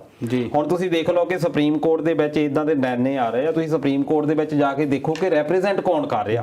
ਹੁਣ ਉਹ ਰੈਪਰੈਜ਼ੈਂਟੇਸ਼ਨ ਜਿਹੜੀ ਆ ਦਿੱਤੀ ਗਈ ਆ, ਤਾਂ ਹੀ ਉਹਨੇ ਕਿਹਾ ਸੀ ਕਿ ਹਰ ਬੰਦੇ ਨੂੰ, ਹਰ ਵਰਗ ਨੂੰ ਹਰ ਚੀਜ਼ ਥਾਂ ਦੇ ਉੱਤੇ ਮੌਜੂਦ ਹੋਣਾ ਚਾਹੀਦਾ, ਕਿਉਂਕਿ ਕਿਸੇ ਵੀ ਵਰਗ ਦੇ ਨਾਲ ਕੋਈ ਵੀ ਬੰਦਾ ਧੱਕਾ ਕਰੇ ਤੇ ਉਹ ਆਪਣੇ ਵਰਗ ਦਾ ਬਚਾਅ ਕਰ ਸਕੇ। ਇਹੀ ਇੱਕ ਰਿਜ਼ਰਵੇਸ਼ਨ ਦੇ ਵਿੱਚ ਪਿੱਛੇ ਸੀ। ਹੁਣ ਉਹਨਾਂ ਨੇ ਕਿਹਾ ਸੀ ਵੀ ਸਟੇਟ ਦਾ ਅਧਿਕਾਰ ਆ ਐਗਰੀਕਲਚਰ, ਕਿੱਡੀ ਵੱਡੀ ਗੱਲ ਸੀ। ਇਹਨਾਂ ਨੇ ਦੇਖੋ ਕਿ ਉਹ ਖੇਤੀਬਾੜੀ ਜਿਹੜੇ ਐਕਟ ਆ ਕਮਰਸ ਦੇ ਨਾਲ ਲੈ ਕੇ ਆ ਗਏ। ਪਰ ਇਹ ਬਹੁਤ ਵਧੀਆ ਹੋਇਆ ਕਿ ਲੋਕਾਂ ਨੂੰ ਹੁਣ ਪਤਾ ਲੱਗਣ ਲੱਗਾ ਕਿ ਸੰਵਿਧਾਨ ਵੀ ਕੋਈ ਚੀਜ਼ ਹੈ, ਇਸ ਲਾਅ ਨੂੰ ਬਚਾ ਕੇ ਰੱਖੋ। ਅਦਰਵਾਈਜ਼ ਲੋਕਾਂ ਦਾ, ਹੁਣ ਤੁਸੀਂ ਦੇਖੋ ਕਿ ਪਿੰਡਾਂ ਦੇ ਲੋਕ ਜਿਹੜੇ ਨੇ ਅੱਜ ਵੀ ਗੰਦੀਆਂ ਨਾਲੀਆਂ ਉੱਥੇ ਨੇ, ਢੇਰ ਨੇ ਉੱਥੇ, ਜਦ ਕਿ ਭਾਰਤ ਦਾ ਸੰਵਿਧਾਨ ਇਹ ਕਹਿੰਦਾ ਕਿ ਕਾਨੂੰਨੀ ਤੌਰ ਦੇ ਉੱਤੇ ਤੁਸੀਂ ਗੰਦੇ ਥਾਂ ਦੇ ਉੱਤੇ ਰਹਿ ਨਹੀਂ ਸਕਦੇ। ਹੁਣ ਇਹਦਾ ਮਤਲਬ ਕੀ ਹੈ ਕਿ ਜਿਹੜੀਆਂ ਸਰਕਾਰਾਂ, ਨਗਰ ਕੌਂਸਲ, ਨਗਰ ਪੰਚਾਇਤਾਂ, ਉਹ ਸਾਰੀਆਂ ਜ਼ਿੰਮੇਵਾਰ ਆ ਉਸ ਚੀਜ਼ ਦੇ ਲਈ, ਪਰ ਉਹ ਲੋਕਾਂ ਨੂੰ ਪਤਾ ਨਹੀਂ, ਇਸ ਕਰਕੇ ਉਹ ਦਾਅਵਾ ਨਹੀਂ ਕਰਦੀਆਂ। ਜੇ ਅੱਜ ਵੀ ਲੋਕ ਉੱਠਣ ਜਾ ਕੇ ਦਾਅਵੇ ਕਰਦੇ ਨੇ ਅਦਾਲਤਾਂ ਦੇ ਵਿੱਚ ਕਿ ਸਾਨੂੰ ਸਾਫ਼ ਪਾਣੀ ਨਹੀਂ ਮਿਲਦਾ, ਇਹ ਸੰਵਿਧਾਨ ਦੇ ਵਿੱਚ ਲਿਖਿਆ ਹੋਇਆ ਕਿ ਹਰ ਬੰਦੇ ਨੂੰ ਇੱਕ ਚੰਗੀ ਜ਼ਿੰਦਗੀ, ਚੰਗੀ এনवायरमेंट ਦੇਣ ਦਾ ਅਧਿਕਾਰ ਆ। ਇਸ ਕਰਕੇ ਉਹਦੇ ਲਈ ਜ਼ਿੰਮੇਵਾਰ ਕੌਣ ਨੇ? ਸਰਕਾਰ। ਇਸ ਕਰਕੇ ਸਾਨੂੰ ਇਹ ਜਦੋਂ ਗੱਲਾਂ ਪਤਾ ਲੱਗ ਗਈਆਂ, ਅਸੀਂ ਉਹ ਗੱਲਾਂ ਜਦੋਂ ਕਰਾਂਗੇ ਲੋਕਾਂ ਦੇ ਨਾਲ, ਅਸੀਂ ਡਿਸਕਸ਼ਨ ਕਰਾਂਗੇ ਉਹਦੇ ਬਾਰੇ, ਦੇ ਸਰਕਾਰਾਂ ਨੂੰ ਝੁਕਣਾ ਪੈਣਾ। ਬਿਲਕੁਲ। ਜਦੋਂ ਆਪਾਂ ਅੱਗੇ ਵੀ ਗੱਲ ਕੀਤੀ ਸੀ ਕਿ ਬਹੁਤ ਸਾਰੀਆਂ ਇਦਾਂ ਦੀਆਂ ਚੀਜ਼ਾਂ ਜਿਹੜੀਆਂ ਪ੍ਰੋਟੈਸਟ ਨਾਲ, ਜੇ ਹਾਂ ਪੱਖੀ ਇਹਦੀ ਸਾਈਡ ਵੇਖੀ ਤਾਂ ਬਹੁਤ ਸਾਰੇ ਸਾਡੇ ਲੋਕਾਂ ਦੇ ਵਿੱਚ ਅਵੇਅਰਨੈਸ ਜ਼ਰੂਰ ਆਈ ਆ। ਸਾਡੀ ਜਵਾਨੀ ਤੇ ਹਮੇਸ਼ਾ ਧੱਬਾ ਇਹੀ ਲੱਗਦਾ ਕਿ ਨਸ਼ੇੜੀ ਹੋ ਚੁੱਕੀ ਆ, ਇਹ ਤੇ ਉੜਤਾ ਪੰਜਾਬ ਵਰਗੀਆਂ ਫਿਲਮਾਂ ਬਣ ਲੱਗੀਆਂ। ਪਰ ਉਹੀ ਜਿਹੜਾ ਹੁਣ ਜਵਾਨੀ ਇਸ ਵੇਲੇ ਆਪਣੇ ਬਾਬਿਆਂ ਦੇ ਨਾਲ ਮੋਢੇ ਮੋਢਾ ਲਾ ਕੇ ਬੈਠੀ ਹੋਈ ਆ ਕਿ ਅਸੀਂ ਆਪਣੇ ਜਿਹੜੇ ਹੱਕ ਜਿਹੜੇ ਆ ਇਹ ਲੈ ਕੇ ਜਾਣੇ ਆ। ਜੇ ਦਿਲਜੀਤ ਜੀ ਇੱਥੇ ਮੈਂ ਟਿੱਪਣੀਆਂ ਦੀ ਗੱਲ ਕਰਾਂ ਤਾਂ ਇੱਥੇ ਪਰਮਜੀਤ ਸਿੰਘ ਧਾਲੀਵਾਲ ਹੁਣੀ ਉਹ ਵੀ ਪ੍ਰੋਗਰਾਮ ਪਸੰਦ ਕਰ ਰਹੇ ਆ। ਨਾਲ ਦੀ ਨਾਲ ਜਸਜੀਤ ਸਿੰਘ ਜੱਸ ਹੁਣੀ ਕਹਿ ਰਹੇ ਕਿ ਸਰਕਾਰ ਨੂੰ ਕੋਈ ਬਹਾਨਾ ਨਹੀਂ ਮਿਲ ਰਿਹਾ ਕਿਸਾਨੀ ਅੰਦੋਲਨ ਨੂੰ ਦਬਾਉਣ ਦਾ, ਖਤਮ ਕਰਨ ਦਾ, ਇਸ ਲਈ ਉਹ ਜਿਹੜੀ ਆਪਣੀ ਪੈਂਤਲੀਬਾਜ਼ੀ ਉਹ ਲਗਾਤਾਰ ਤੇਜ਼ ਕਰ ਰਹੀ ਆ। ਨਾਲ ਦੀ ਨਾਲ ਆਰ ਕੇ ਕੁਮਾਰ ਹੁਣੀ ਵੀ ਕਹਿੰਦੇ ਕਿ ਗੱਲਬਾਤ ਜਿਹੜੀ ਕਿਸਾਨਾਂ ਨੂੰ ਕੋਈ ਟੈਗ ਦੇਣਾ, ਚਾਹੇ ਉਹ ਖਾਲਿਸਤਾਨੀ ਚਾਹੇ ਨਕਸਲੀ, ਉਹ ਬਹੁਤ ਗਲਤ ਗੱਲ ਆ। ਪਰ ਉਹਨਾਂ ਨੇ ਨਾਲ ਹੀ ਸਿੱਧੂ ਮੂਸੇਵਾਲੇ ਦਾ ਕੋਈ ਸੌਂਗ ਦੀ ਗੱਲ ਕੀਤੀ ਹੈ, ਮੈਨੂੰ ਪੂਰਾ ਪਤਾ ਨਹੀਂ ਕਿਹੜੀ ਗੱਲ ਉਹ ਕਰ ਰਹੇ ਆ, ਕਿ ਸਿੱਧੂ ਮੂਸੇਵਾਲੇ ਨੇ ਵੀ ਆਪਣੇ ਸੌਂਗ ਦੇ ਵਿੱਚ ਕਿਹਾ ਕਿ ਪੰਜਾਬ ਵਰਗਾ ਕੋਈ ਨਹੀਂ, ਇਹ ਵੀ ਗਲਤ ਗੱਲ ਆ। ਤੇ ਨਾਲ ਦੀ ਨਾਲ ਜਿਹੜੇ ਉਹ ਕਹਿ ਰਹੇ ਆ ਕਿ ਜਸਜੀਤ ਸਿੰਘ ਜੱਸ ਉਹਨਾਂ ਦੀ ਇੱਕ ਹੋਰ ਟਿੱਪਣੀ ਹੈ ਕਿ ਜੇ RSS ਦੇ ਬੰਦੇ ਗਲਤ ਬਿਆਨਬਾਜ਼ੀ ਕਰਦੇ ਆ, ਜਾਂ ਇਦਾਂ ਦੀ BJP ਦੇ ਕਈ ਮੰਤਰੀਆਂ ਆਪਾਂ ਸੁਣਿਆ ਕਿ 2020 ਦੇ ਵਿੱਚ, ਅਸੀਂ 2022 ਦੇ ਵਿੱਚ ਇਹਨੂੰ ਹਿੰਦੂ ਰਾਸ਼ਟਰ ਬਣਾ ਦੇਣਾ ਆ, ਉੱਤੇ ਕੋਈ ਕੇਸ ਨਹੀਂ ਦਰਜ ਹੁੰਦਾ। ਪਰ ਜੋ ਸਿੱਖਾਂ ਦੇ ਲੰਗਰ ਤੇ ਵੀ ਕੇਸ ਦਰਜ ਹੋ ਜਾਂਦੇ ਆ, ਖਾਲਿਸਤਾਨ ਦੀ ਗੱਲ ਕਰਨ ਵਾਲਿਆਂ ਤੇ ਵੀ ਕੇਸ ਦਰਜ ਹੋ ਜਾਂਦੇ ਆ, ਇਦਾਂ ਦੀ ਉਹ ਗੱਲ ਕਰ ਰਹੇ। ਹੁਣ ਤੁਸੀਂ ਜਿੱਦਾਂ ਗੱਲ ਕਰ ਰਹੇ ਸੀ ਕਿ ਦੀਪ ਸਿੱਧੂ ਜਿਹੜੀ ਖਾਲਿਸਤਾਨ ਦੇ ਸੁਪਰੀਮ ਕੋਰਟ ਦੇ ਵਿੱਚ ਗਿਆ ਕਿ ਖਾਲਿਸਤਾਨ ਮੂਵਮੈਂਟ ਚੱਲ ਰਹੀ ਆ। ਹੁਣ ਦੀਪ ਸਿੱਧੂ ਦੀ ਗੱਲ ਕਰੀਏ ਤੇ ਇਹਨੂੰ ਬਹੁਤ ਵਾਰ ਪ੍ਰਚਾਰਿਆ ਜਾਂਦਾ ਕਿ RSS ਦਾ ਬੰਦਾ ਜਾਂ ਸਰਕਾਰ ਦਾ ਬੰਦਾ। ਹੁਣ ਉਹਨਾਂ ਦਾ ਨਾਮ ਵਿੱਚ ਆਉਣਾ ਇਸ ਚੀਜ਼ ਦਾ, ਇਹ ਚੀਜ਼ ਤਾਂ ਸਾਬਿਤ ਕਰਦਾ ਕਿ ਉਹ ਵੀ ਕਿਤੇ ਨਾ ਕਿਤੇ ਸਰਕਾਰ ਦੀਆਂ ਅੱਖਾਂ ਦੇ ਵਿੱਚ ਰੜਕਦਾ ਹੈ।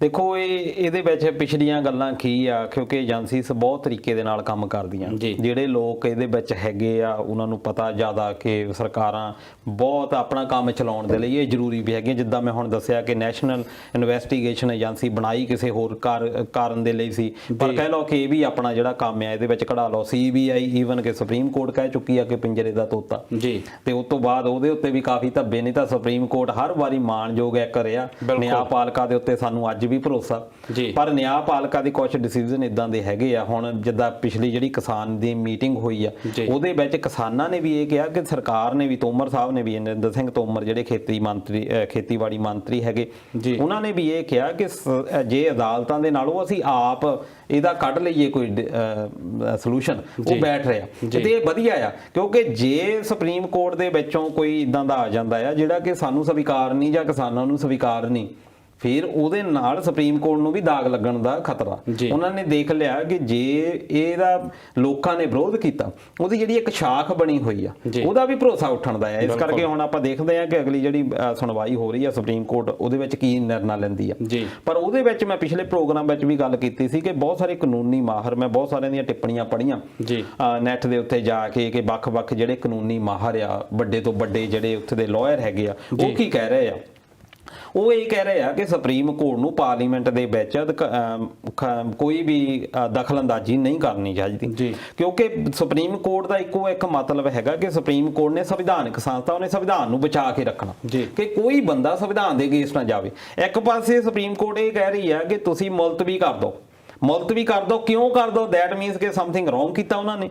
ਪਰ ਸੁਪਰੀਮ ਕੋਰਟ ਇਹ ਕਹਿ ਨਹੀਂ ਰਹੀ ਕਿ ਤੁਸੀਂ ਰੋਂਗ ਕੀਤਾ, ਇਹ ਕਹਿ ਰਹੀ ਆ ਕਿ ਤੁਸੀਂ ਮੁਲਤਵੀ ਕਰ ਦੋ। ਬਿਲਕੁਲ, ਨਾਲੇ ਸਰਕਾਰ ਨੂੰ ਝੜਕ ਵੀ ਰਹੀ ਆ, ਪਰ ਨਾਲ ਦੀ ਨਾਲ ਜਿਹੜੀ ਅਹਿਮ ਟਿੱਪਣੀ ਆ ਉਹ ਇਹ ਤਾਂ ਕਵੇ ਕਿ ਤੁਸੀਂ ਇੱਕ ਚੀਜ਼ ਗਲਤ ਕੀਤੀ ਆ, ਤੁਸੀਂ ਸੰਵਿਧਾਨ ਦੇ ਅਗੇਂਸਟ ਗਏ ਹੋ, ਤਾਂ ਹੀ ਤੁਹਾਡੇ ਕੋਲ ਕੇਸ ਹੈ, ਤਾਂ ਹੀ ਤੁਸੀਂ ਕਹਿ ਰਹੇ ਜੀ ਇਹ ਘਾਲਾ ਮਾਲਾ ਚੱਲ ਰਿਹਾ। ਤਾਂ ਹੀ ਜਿੱਦਾਂ ਤੁਸੀਂ ਗੱਲ ਕੀਤੀ ਕਿ ਪਹਿਲਾਂ ਮਾਣਯੋਗ ਸੁਪਰੀਮ ਕੋਰਟ ਕਿਹਾ ਜਾਂਦਾ ਸੀ, ਪਰ ਪਿਛਲੇ ਕੁਝ ਸਮੇਂ ਦੇ ਵਿੱਚ, ਖਾਸ ਕਰਕੇ ਪਿਛਲੇ 5-6 ਸਾਲਾਂ ਦੇ ਵਿੱਚ ਜਿੱਦਾਂ ਦਾ ਕਈ ਫੈਸਲੇ ਆਏ ਸੁਪਰੀਮ ਕੋਰਟ ਨੇ ਵੱਲੋਂ, ਉਹਨੇ ਵੀ ਅਕਸ ਜ਼ਰੂਰ ਖਰਾਬ ਕੀਤਾ ਸੁਪਰੀਮ ਕੋਰਟ ਦਾ। ਦੇਖੋ ਇਹਦੇ ਵਿੱਚ ਅੱਜ ਵੀ ਅਸੀਂ ਕਹਿ ਸਕਦੇ ਕਿ ਸਾਡਾ ਮਾਣਯੋਗ ਆ, ਸਾਡਾ ਉਹਦੇ ਵਿੱਚ ਬਹੁਤ ਸਾਰੇ ਇਦਾਂ ਹੁੰਦੇ ਆ ਰਿਜ਼ਲਟ, ਕਿਉਂਕਿ ਕਈ ਵਾਰੀ ਕੀ ਹੁੰਦਾ ਕਿ ਜਿਹੜੇ ਜੱਜ ਆ, ਮੈਂ ਬਾਰ-ਬਾਰ ਇਹ ਗੱਲ ਕਹਿੰਦਾ ਕਿ ਜੱਜ ਕਈ ਵਾਰੀ ਕਹਿ ਦਿੰਦੇ ਆ ਕਿ ਸਾਨੂੰ ਪਹਿਲਾਂ ਹੀ ਪਤਾ ਆ। ਇੱਕ ਫਿਲਮ ਵੀ ਆਈ ਸੀ, ਉਹਦੇ ਵਿੱਚ ਉਹਨੇ ਕਿਹਾ ਆ ਕਿ ਅਰਸ਼ਦ ਵਾਰਸੀ ਸੀ ਉਹਦੇ ਵਿੱਚ, ਹੁਣ ਮੈਨੂੰ ਯਾਦ ਨਹੀਂ ਕਿਹੜੀ, ਜੋਲੀ LLB, ਉਹਦੇ ਵਿੱਚ ਉਹ ਜੱਜ ਕੀ ਕਹਿ ਰਿਹਾ, ਦੇਖਣ ਨੂੰ ਦੇਖੋ ਜੱਜ ਬਣਾਇਆ ਬੜਾ ਫਨੀ ਬਣਾਇਆ, ਜਿੱਦਾਂ ਉਹਨੂੰ ਅਕਲ ਹੀ ਨਹੀਂ ਹੁੰਦੀ। ਬਿਲਕੁਲ ਇਹੀ ਕਿਹਾ ਗਿਆ ਨਾ, ਉਹ ਐਕਚੁਅਲੀ ਇਹ ਸਿੰਬਲ ਹੁੰਦੇ ਆ। ਉਹਦੇ ਵਿੱਚ ਉਹਨੂੰ ਇੱਕ ਇਦਾਂ ਬਣਾਇਆ ਕਿ ਉਹਨੂੰ ਪਤਾ ਹੀ ਨਹੀਂ ਕੁਛ। ਪਰ ਜਿੱਦਾਂ ਅੱਗੇ ਇੱਕ ਸਟੋਰੀ ਵੱਧਦੀ ਆ, ਉਹਦੇ ਵਿੱਚ ਇਹ ਦੱਸਿਆ ਜਾਂਦਾ ਕਿ ਜਿਹੜਾ ਜੱਜ ਆ ਉਹਨੂੰ ਪਤਾ ਸਭ ਕੁਝ, ਉਹ ਆਪ ਦੱਸਦਾ ਵੀ ਆ ਕਿ ਜਦੋਂ ਕੋਈ ਬੰਦਾ ਦਰਵਾਜ਼ਾ ਹੀ ਪਾਰ ਕਰਦਾ, ਜੱਜ ਨੂੰ ਪਤਾ ਹੁੰਦਾ ਵੀ ਇਹ ਗਲਤ ਆ ਸਹੀ ਆ, ਮੈਨੂੰ ਪਤਾ ਹੁੰਦਾ, ਪਰ ਮੈਂ ਲਾਇਰ ਦੀ ਸੁਣ ਦੇਖਣਾ ਕਿ ਲਾਇਰ ਆਪਣੇ ਪੱਖ ਕੀ ਪੇਸ਼ ਕਰਦੇ ਆ ਤੇ ਮੈਂ ਉਹਦੇ ਆਧਾਰ ਦੇ ਉੱਤੇ ਫੈਸਲਾ ਲੈਣਾ ਹੁੰਦਾ, ਮੇਰੇ ਹੱਥ ਵੱਜੇ ਹੁੰਦੇ। ਇਸ ਕਰਕੇ ਅਸੀਂ ਜੇ ਕਹਿ ਦਈਏ ਕਿ ਸੁਪਰੀਮ ਕੋਰਟ ਨੂੰ ਸਿੱਧਾ ਹੀ ਅਸੀਂ ਦੇ ਦਈਏ, ਹੁਣ ਜਿੱਦਾਂ ਬੇਨੂ ਗੋਪਾਲ ਉੱਥੇ ਜਾ ਕੇ ਸੁਪਰੀਮ ਕੋਰਟ ਦੇ ਵਿੱਚ ਇਹ ਕਹਿ ਰਿਹਾ ਜਿਹੜਾ ਕਿ ਅਟਾਰਨੀ ਜਨਰਲ ਆ, ਹੁਣ ਉਹ ਜੱਜ ਕੀ ਕਰੂੰਗਾ ਜਦੋਂ ਅਟਾਰਨੀ ਜਨਰਲ ਲੱਗੇ ਉਹਦੇ ਕਹਿ ਰਿਹਾ ਕਿ ਉੱਤੇ ਖਾਲਿਸਤਾਨ ਮੂਵਮੈਂਟ ਹੈ, ਹੁਣ ਉੱਥੇ ਜੱਜ ਉਹਦੇ ਅਗੇਂਸਟ ਨਹੀਂ ਜਾ ਸਕਦਾ। ਜੱਜ ਨੂੰ ਪੁੱਛਿਆ ਜਾਣਾ ਕਿ ਤੁਸੀਂ ਜੀ ਜਿੱਦਾਂ ਪਹਿਲੇ ਦਿਨ ਜਿਸ ਤਰੀਕੇ ਨਾਲ ਸਰਕਾਰ ਦੀ ਝਾੜ ਹੁੰਦੀ ਆ, ਉਸ ਤੋਂ ਇਹ ਹੀ ਸਮਝ ਲੱਗਦਾ ਕਿ ਸੁਪਰੀਮ ਕੋਰਟ ਨੂੰ ਬਹੁਤ ਸਾਰੇ ਤੱਥਾਂ ਦਾ ਪਤਾ ਆ। ਜਿਹੜੇ ਮਾਨਯੋਗ ਜੱਜ ਸਾਹਿਬ ਆ ਉਹਨਾਂ ਨੇ ਇਹਨਾਂ ਤੱਥਾਂ ਦੇ ਆਧਾਰ ਤੇ ਪਹਿਲੇ ਦਿਨ ਜਿਸ ਤਰੀਕੇ ਨਾਲ ਜਿਹੜੀ ਸਰਕਾਰ ਉਹਦੀ ਝਾੜ ਕੀਤੀ, ਬਹੁਤ ਸਾਰੀਆਂ ਗੱਲਾਂ ਤੇ ਸਰਕਾਰ ਨੂੰ ਘੇਰਿਆ, ਇਹ ਕਿਹਾ ਕਿ ਤੁਹਾਡੇ ਭਾਸ਼ਣਾਂ ਦੀ ਸਾਨੂੰ ਲੋੜ ਨਹੀਂ। ਪਰ ਦੂਜੇ ਦਿਨ ਜਦੋਂ ਉਹਦੀ ਸੁਣਵਾਈ ਹੋਈ ਆ, ਉਹ ਬਿਲਕੁਲ ਉਲਟ ਫੈਸਲਾ ਹੋਇਆ ਨਾ, ਉਹ ਤਾਂ ਕਿਤੇ ਨਾ ਕਿਤੇ ਸਵਾਲ ਖੜੇ ਕਰਦਾ। ਬਿਲਕੁਲ ਇੱਥੇ ਹੀ ਸਵਾਲ ਹੋ ਜਾਂਦਾ ਕਿ ਇੱਕ ਜਿਹੜਾ ਹੋ ਸਕਦਾ ਕਿ ਜਿਹੜੀ ਟਿੱਪਣੀ ਕੀਤੀ ਆ, ਉਹ ਹੋ ਸਕਦਾ ਹੈ ਕਿ ਜੱਜ ਜੋ ਸੋਚਦੇ ਆ ਉਹ ਕਹਿ ਰਹੇ ਆ, ਪਰ ਦੂਜੇ ਦਿਨ ਰਿਜ਼ਲਟ ਇਹ ਆਉਂਦਾ ਕਿ ਜੋ ਉਹਨਾਂ ਦੇ ਸਾਹਮਣੇ ਫੈਕਟ ਪੇਸ਼ ਕੀਤੇ ਜਾਂਦੇ ਆ।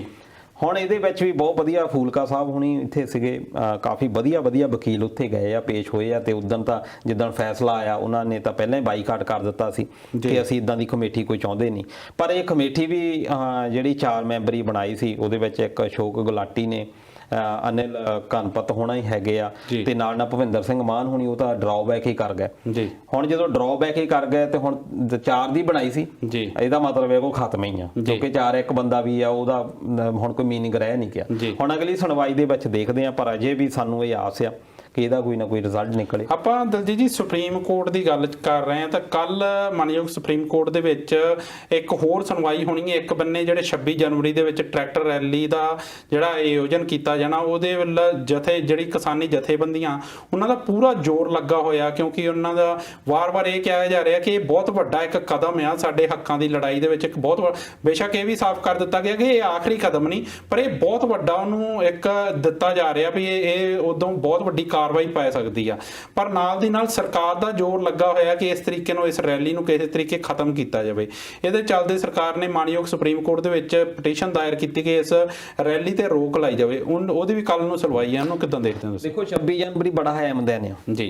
26 ਜਨਵਰੀ 1950 ਨੂੰ ਸਾਡਾ ਸੰਵਿਧਾਨ ਜਿਹਦੇ ਅਸੀਂ ਪ੍ਰੋਟੈਕਸ਼ਨ ਦੇ ਲਈ ਅੱਜ ਲੜ ਰਹੇ ਹਾਂ ਜੀ, ਕਿ ਉਹ ਲਾਗੂ ਹੋਇਆ ਸੀ 26 ਜਨਵਰੀ ਨੂੰ।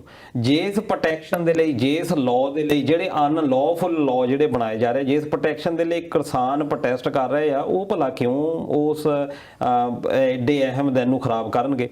ਕਿਸਾਨਾਂ ਪਹਿਲਾਂ ਹੀ ਉਹਨਾਂ ਨੇ ਕਿਹਾ, ਕਿਸਾਨ ਜਿਹੜੇ ਲੀਡਰਸ ਹੈਗੇ ਆ, ਕਿ ਅਸੀਂ ਉਹਦਾ ਸਨਮਾਨ ਕਰਦੇ ਹਾਂ ਜੀ। ਇਸੇ ਕਰਕੇ ਉਹਨਾਂ ਨੇ ਕਿਹਾ ਸੀ ਕਿ ਅਸੀਂ ਤਿਰੰਗੇ ਝੰਡੇ ਲਾਵਾਂਗੇ ਜੀ। ਤਿਰੰਗੇ ਝੰਡੇ ਇਸੇ ਕਰਕੇ ਲਾਉਣੇ ਆ ਕਿ ਸਾਨੂੰ ਭਾਰਤ ਦੇ ਵਿੱਚ ਵਿਸ਼ਵਾਸ ਆ ਜੀ, ਕਿਉਂਕਿ ਅਸੀਂ ਭਾਰਤ ਤੋਂ ਤਾਂ ਇਹ ਗੱਲਾਂ ਮੰਨ ਰਹੇ ਹਾਂ। ਅਸੀਂ ਜਾ ਕੇ ਭਾਰਤ ਦੇ ਕੋਲੇ ਹੀ ਜਦੋਂ ਦਾ ਇਹ ਜਿਹੜਾ ਅੰਦੋਲਨ ਤੁਰਿਆ, ਉਹਨਾਂ ਨੇ ਕਿਸਾਨ ਆਗੂ ਜਾਂ ਜਿੰਨੇ ਵੀ ਉੱਥੇ ਆਗੂ ਜਿਹੜੇ ਸਟੇਜ ਤੇ ਆ, ਉਹਨਾਂ ਨੇ ਬਗਾਵਤ ਦੀ ਕਦੇ ਗੱਲ ਨਹੀਂ ਕੀਤੀ। ਉਹਨਾਂ ਨੇ ਇਹੀ ਕਿਹਾ ਕਿ ਜਿਹੜੀ ਸਾਡੇ ਹੱਕਾਂ ਦੀ ਲੜਾਈ, ਅਸੀਂ ਸਿਰਫ ਆਪਣੇ ਹੱਕ ਮੰਗ ਰਹੇ ਹਾਂ ਸਰਕਾਰ ਤੋਂ। ਅਸੀਂ ਇਹ ਜਾਂ ਤਿਰੰਗੇ ਦੀ ਜਿਹੜੀ ਬੇਇੱਜ਼ਤੀ ਜਾਂ ਤਿਰੰਗੇ ਦਾ ਨਿਰਾਦਰ ਕਰਨ ਦਾ ਸਾਡਾ ਕੋਈ, ਜਾਂ ਦੇਸ਼ ਤੋਂ ਅਲੱਗ ਚੱਲਣ ਦਾ ਸਾਡਾ ਕੋਈ ਮੰਤਵ ਨਹੀਂ। ਅਸੀਂ ਸਿਰਫ ਆਪਣੇ ਹੱਕਾਂ ਦੀ ਗੱਲ ਕਰਦੇ ਹਾਂ। ਤਿਰੰਗਾ ਲਾਉਣਾ ਵੀ ਉੱਥੇ ਇੱਕ ਮੋਟਿਵ ਆ, ਉੱਥੇ ਇੱਕ ਸਿੰਬਲ ਆ ਕਿ ਜੇ ਅਸੀਂ ਤਿਰੰਗਾ ਲਾਉਨੇ ਆ, ਜੇ ਅਸੀਂ ਉੱਥੇ ਹੋਰ ਝੰਡੇ ਲਾਉਨੇ ਆ, ਉਹਦਾ ਮਤਲਬ ਕਿ ਤੁਸੀਂ ਬਗਾਵਤ ਕਰਦੇ ਆ। ਫਿਰ ਸਰਕਾਰ ਨੂੰ ਇੱਕ ਮੌਕਾ ਮਿਲਦਾ ਕਿ ਅਸੀਂ ਕੁਚਲਣਾ ਹੁਣ, ਕਿ ਜਦੋਂ ਤੁਸੀਂ ਐਂਟੀ ਨੈਸ਼ਨਲ ਬੰਦੇ ਹੋ ਗਏ। ਪਰ ਜਦੋਂ ਤੁਸੀਂ ਤਿਰੰਗੇ ਝੰਡੇ ਲਾਏ ਆ, ਫਿਰ ਤੁਸੀਂ ਜਾ ਰਹੇ ਆ, ਦੈਟ ਮੀਨਸ ਕਿ ਇਹ ਤਾਂ ਬੰਦੇ ਹੀ ਭਾਰਤੀ ਆ, ਬਿਲਕੁਲ ਭਾਰਤ ਦੇ ਲੋਕ ਨੇ। ਜਦੋਂ ਇੰਟਰਨੈਸ਼ਨਲ ਮੀਡੀਆ ਉੱਤੇ ਮੰਨ ਲਓ ਕਿ ਉਹ ਰੋਕਣ ਦਾ ਯਤਨ ਕਰਦੇ ਆ, ਉਧਰ ਝੰਡੇ ਲੱਗੇ ਹੋਏ ਆ, ਇਹਦਾ ਮਤਲਬ ਕੀ ਹੈ ਕਿ ਭਾਰਤ ਦੇ ਹੀ ਲੋਕ ਨੇ। ਫਿਰ ਦੂਜਾ ਉਹਨਾਂ ਨੇ ਕਿਹਾ ਕਿ ਪਹਿਲਾਂ ਜੀ ਗੱਲ ਤਾਂ ਇਹ ਆ, ਇਹ ਕਿਹੜਾ ਸਰਕਾਰ ਨੂੰ ਪਤਾ ਨਹੀਂ, ਚੱਕਰ ਇਹ ਆ ਕਿ ਸਰਕਾਰ ਵਿਖਾਉਣਾ ਕੀ ਚਾਹੁੰਦੀ ਆ। ਉਹ ਪ੍ਰੋਪੇਗੈਂਡਾ ਤੇ ਇਹੀ ਸ਼ੋਅ ਕਰਦੀ ਆ। ਜਿਹੜੇ ਸਰਕਾਰ ਦੇ ਜਿਹੜੇ ਚੈਨਲ ਆ ਜਾਂ ਉਹਨਾਂ ਦੇ ਜਿਹੜੇ ਕਾਰਪੋਰੇਟ ਘਰਾਣਿਆਂ ਦੇ ਚੈਨਲ, ਉਹ ਤਾਂ ਰੌਲਾ ਇਹੀ ਪਾਉਂਦੇ ਕਿ ਅੱਤਵਾਦੀ ਆ ਉਹਨਾਂ ਦੇ। ਬੇਸ਼ੱਕ ਇਦਾਂ ਦੀਆਂ ਖਬਰਾਂ ਵੀ ਆਈਆਂ ਸੀ ਕਿ ਕਈ ਕਿਸਾਨਾਂ ਦੇ ਜਿਹੜੇ ਪੋਤੇ ਆ ਉਹ ਬਾਰਡਰਾਂ ਤੇ ਬੈਠੇ ਹੋਏ, ਤੇ ਇੱਕ ਕਿਸਾਨ ਦਾ ਜਿਹੜਾ ਉਹ ਆਪ ਦਿੱਲੀ ਦੇ ਬਾਰਡਰ ਤੇ ਬੈਠਾ ਸੀ, ਉਦੋਂ ਦਾ ਪੁੱਤ ਚਾਈਨਾ ਦੇ ਬਾਰਡਰ ਤੇ ਬੈਠਾ ਸ਼ਹੀਦ ਹੋ ਗਿਆ, ਦੇਸ਼ ਦੇ ਲਈ ਸ਼ਹੀਦ ਹੋ ਗਿਆ। ਤੇ ਉਹ ਇਹੀ ਕਹਿ ਰਹੇ ਕਿ ਅਸੀਂ, ਸਾਡੇ ਬੱਚੇ ਚਾਈਨਾ ਜਿਹੜੇ ਬਾਰਡਰਾਂ ਤੇ ਬੈਠੇ ਆ ਤੇ ਸਾਨੂੰ ਅੱਤਵਾਦੀ ਕਿਹਾ ਜਾ ਰਿਹਾ। ਦੇਖੋ ਪੰਜਾਬ ਉਹਨਾਂ ਖੁਸ਼ਕਿਸਮਤ ਸਟੇਟਸ ਦੇ ਵਿੱਚ ਹੈਗਾ ਜਿੱਥੇ ਦੀ ਜਵਾਨੀ ਬਹੁਤ ਵਧੀਆ ਤਰੀਕੇ ਦੇ ਨਾਲ ਦੇਸ਼ ਲਈ ਲੜੀ ਆ ਜੀ। ਮਾਣ ਹੁੰਦਾ ਇਸ ਗੱਲ ਦਾ ਕਿ ਅੱਜ ਵੀ ਫਰੰਟ ਲਾਈਨ ਦੇ ਉੱਤੇ ਜਦੋਂ ਯਾਦ ਕੀਤਾ ਜਾਂਦਾ, ਪੰਜਾਬ ਰੈਜੀਮੈਂਟ, ਸਿੱਖ ਰੈਜੀਮੈਂਟ ਨੂੰ ਅੱਜ ਵੀ ਯਾਦ ਕੀਤਾ ਜਾਂਦਾ। ਬਹੁਤ ਘੱਟ ਸੂਬੇ ਆ ਇੰਡੀਆ ਦੇ ਜਿਨ੍ਹਾਂ ਦੇ ਹੱਥ ਦੇ ਵਿੱਚ ਇਹ ਰੁਤਬਾ ਮਿਲਿਆ, ਚਾਹੇ ਉਹ ਆਪਾਂ ਰਾਜਪੂਤਾਨਾ, ਇਹਦਾ ਦੇ ਆਪਾਂ ਰਾਜਸਥਾਨ ਦੀ ਗੱਲ ਕਰ ਲਈਏ, ਮਰਾਠਾ ਦੀ ਗੱਲ ਕਰ ਲਈਏ, ਗੋਰਖਾ ਦੀ ਕਰ ਲਈਏ, ਇਹ ਬਹੁਤ ਘੱਟ ਸੂਬੇ ਆ ਜਿਨ੍ਹਾਂ ਦੇ ਕੋਲ ਇਹ ਅਹਿਮ ਪ੍ਰਾਪਤੀ ਆ। ਤੇ ਇਹ ਪ੍ਰਾਪਤੀ ਸਾਡੇ ਸੂਬੇ ਦੇ ਕੋਲ ਵੀ ਆ ਕਿ ਅਸੀਂ ਦੇਸ਼ ਦੇ ਲਈ ਕੁਰਬਾਨੀਆਂ ਕੀਤੀਆਂ, ਕੱਲੀਆਂ ਆਜ਼ਾਦ ਭਾਰਤ ਦੇ ਵਿੱਚ ਹੀ ਨਹੀਂ ਜੀ। ਕਿ ਤੁਸੀਂ ਪਿਛਲੀਆਂ ਵੀ ਗੱਲਾਂ ਕਰ ਲਓ ਕਿ ਗਦਰ ਲਹਿਰ ਦੇ ਵੇਲੇ ਪਹਿਲਾ ਅੰਦੋਲਨ ਤਾਂ ਉਦੋਂ ਹੀ ਹੋਇਆ, ਆਪਾਂ ਗੱਲ ਕਰ ਲਈਏ ਕਿ ਗੋਰਿਆਂ ਦੇ ਨਾਲ, ਉਸ ਵੇਲੇ ਵੀ ਸਾਡੀ ਅਹਿਮ ਭੂਮਿਕਾ ਸੀ। ਜਿੰਨੀ ਆਜ਼ਾਦੀ ਦੀ ਮੂਵਮੈਂਟ ਚੱਲੀ ਆ ਉਹਦੇ ਵਿੱਚ ਵੀ ਸਾਡੀ ਅਹਿਮ ਭੂਮਿਕਾ ਸੀ, ਅਸੀਂ ਇਹ ਤੋਂ ਇਗਨੋਰ ਨਹੀਂ ਕਰ ਸਕਦੇ। ਈਵਨ ਕਿ 1965 ਤੇ 1971 ਦੀਆਂ ਲੜਾਈਆਂ ਜਿਹੜੀਆਂ ਪਾਕਿਸਤਾਨ ਦੇ ਨਾਲ ਹੋਈਆਂ, ਪਾਕਿਸਤਾਨ ਨੇ ਆਪ ਮੰਨਿਆ, ਉੱਥੇ ਦੀਆਂ ਅਖਬਾਰਾਂ ਤੁਸੀਂ ਚੱਕ ਕੇ ਦੇਖ ਲਿਓ ਕਿ ਜੇ ਪੰਜਾਬੀ ਨਾ ਹੋਣਾ ਨਾ ਇੰਡੀਆ ਦੇ ਕੋਲ ਤੇ ਅਸੀਂ ਇਹ ਜੰਗਾਂ ਜਿੱਤੀਆਂ ਪਈਆਂ, ਕਿਉਂਕਿ ਬਰਾਬਰ ਦੇ ਸਾਧਨ ਸੀ ਦੋਨਾਂ ਕੋਲ। ਭਾਰਤ ਬਹੁਤ ਵੱਡਾ ਦੇਸ਼ ਸੀ, ਤਾਂ ਵੀ ਏਡਾ ਸਾਧਨ ਸੀ, ਉਹ ਛੋਟੇ ਜਿਹੇ ਦੇ ਕੋਲ, ਇਹਨਾਂ ਕੋਲ ਏਡਾ ਬਰਾਬਰ ਦਾ ਸੀਗਾ।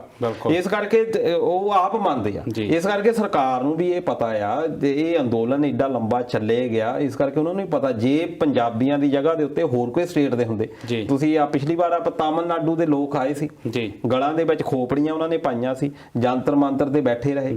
ਈਵਨ ਕਿ ਬਹੁਤ ਸਾਰੇ ਲੋਕਾਂ ਨੇ ਇਦਾਂ ਦੇ ਪ੍ਰੋਟੈਸਟ ਕੀਤੇ, ਆਪਣਾ ਪਿਸ਼ਾਬ ਪੀ ਕੇ ਉਹਨਾਂ ਨੇ ਕਿੱਡੇ ਫਿਰ ਵੀ ਸੁਣਵਾਈ ਕੋਈ ਨਹੀਂ ਜੀ। ਆਪਣੇ ਜਿਹੜੇ ਉਹਨਾਂ ਨੇ ਖੁਦਕੁਸ਼ੀਆਂ ਕਰ ਲਈਆਂ, ਉਹਨਾਂ ਨੇ ਖੋਪੜੀਆਂ ਗਲਾਂ ਦੇ ਵਿੱਚ ਪਾ ਲਈਆਂ, ਇਦੋਂ ਵੱਡਾ ਵੀ ਪ੍ਰੋਟੈਸਟ ਕੋਈ ਹੋ ਸਕਦਾ, ਪਰ ਸਰਕਾਰਾਂ ਨੇ ਮੰਨੀ ਨਹੀਂ। ਇਹ ਪੰਜਾਬੀ ਆ ਜਿਨ੍ਹਾਂ ਦੇ ਕਰਕੇ ਅਜੇ ਵੀ ਸਰਕਾਰ ਚੁੱਪ ਕਰਕੇ ਬੈਠੀ ਆ ਜੀ।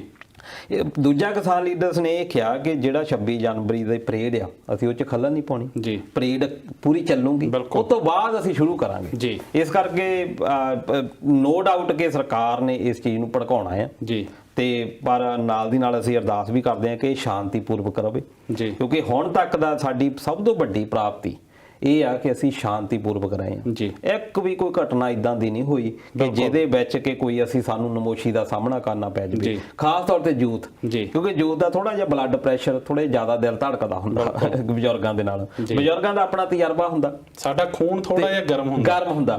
ਪਰ ਜਿਸ ਤਰੀਕੇ ਦੇ ਨਾਲ ਜਿੱਦਾਂ ਤੁਸੀਂ ਪਹਿਲਾਂ ਦੱਸਿਆ ਕਿ ਨੌਜਵਾਨਾਂ ਨੇ ਬਜ਼ੁਰਗਾਂ ਦੇ ਨਾਲ ਮੋਢੇ ਦੇ ਨਾਲ ਮੋਢਾ ਲਾਇਆ ਹੋਇਆ, ਇਹ ਇੱਕ ਬਹੁਤ ਅਹਿਮ ਪ੍ਰਾਪਤੀ ਆ ਕਿ ਸਾਡੇ ਜਿਹੜੇ ਨੌਜਵਾਨ ਜਿਨ੍ਹਾਂ ਉੱਤੇ ਬਹੁਤ ਵੱਡੇ ਵੱਡੇ ਦੋਸ਼ ਲੱਗਦੇ ਰਹੇ, ਜਿੱਦਾਂ ਆਰ ਕੇ ਕੁਮਾਰ ਹੋਣਾ ਨੇ ਕਿਹਾ ਕਿ ਇਦਾਂ ਦੇ ਸਾਡੇ ਗੀਤ ਵੀ ਚੱਲਦੇ ਆ, ਸਾਨੂੰ ਭੜਕਾਉਣ ਦਾ ਯਤਨ ਵੀ ਕੀਤਾ, ਪਰ ਦੇਖੋ ਇਹ ਬਹੁਤ ਵੱਡੀ ਪ੍ਰਾਪਤੀ ਹੁੰਦੀ ਆ ਕਿ ਸਵੇਰ ਦਾ ਭੁੱਲਿਆ ਸ਼ਾਮ ਨੂੰ ਘਰ ਵਾਪਸ ਆ ਜਾਵੇ। ਸਾਡੇ ਬੱਚੇ ਇੰਨੇ ਖਰਾਬ ਨਹੀਂ ਹੋਏ, ਜੇ ਕੋਈ ਮਾੜੀ ਸੰਗਤ ਦੇ ਵਿੱਚ ਪੈਂਦਾ ਜਿਹੜੇ ਗੀਤਕਾਰਾਂ ਨੂੰ, ਜਿਹੜੇ ਸਿੰਗਰਾਂ ਨੂੰ ਭੰਡਿਆ ਜਾਂਦਾ ਸੀ, ਉਹੀ ਗੀਤਕਾਰ ਅੱਜ ਕੱਲ ਦਿੱਲੀ ਦੇ ਅੰਦੋਲਨ ਤੇ ਮੇਰੇ ਖਿਆਲ ਹਰ ਜਿਹੜੇ ਸਿੰਗਰ ਨੇ, ਜਿਹੜੇ ਗੀਤਕਾਰ ਨੇ, ਇੱਕ ਗੀਤ ਜਿਹੜੇ ਦਿੱਲੀ ਦੇ ਅੰਦੋਲਨ ਨੂੰ ਸਪੋਰਟ ਕਰਨ ਲਈ ਵੀ ਕੱਢਿਆ ਆ, ਤੇ ਉਹ ਜਿਹੜੇ ਗੀਤਕਾਰ ਆ ਹਰ ਦੂਸਰੇ ਦਿਨ ਮੇਰੇ ਖਿਆਲ ਦਿੱਲੀ ਦੇ ਸਟੇਜ ਤੇ ਵੀ। ਦੇਖੋ ਜਿਹੜੇ ਗੀਤਕਾਰ ਜਾਂ ਜਿਹੜੇ ਗਵਈਏ ਆ ਜੀ, ਉਹ ਇੱਕ ਪ੍ਰੋਫੈਸ਼ਨ ਆ ਜੀ, ਇਹ ਸਾਨੂੰ ਧਿਆਨ ਚ ਅਸੀਂ ਉਹਨਾਂ ਨੂੰ ਆਈਡੀਅਲ ਨਾ ਮੰਨੀਏ। ਸਾਡੇ ਜਿਹੜੇ ਗੀਤਕਾਰ ਆ ਜਾਂ ਗਾਇਕ ਆ ਸਾਡੇ ਆਈਡੀਅਲ ਨਹੀਂ ਹੈਗੇ, ਇਹ ਸਾਨੂੰ ਦਿਲ ਚੋਂ ਕੱਢਣੀ ਪੈਣੀ ਹੈ।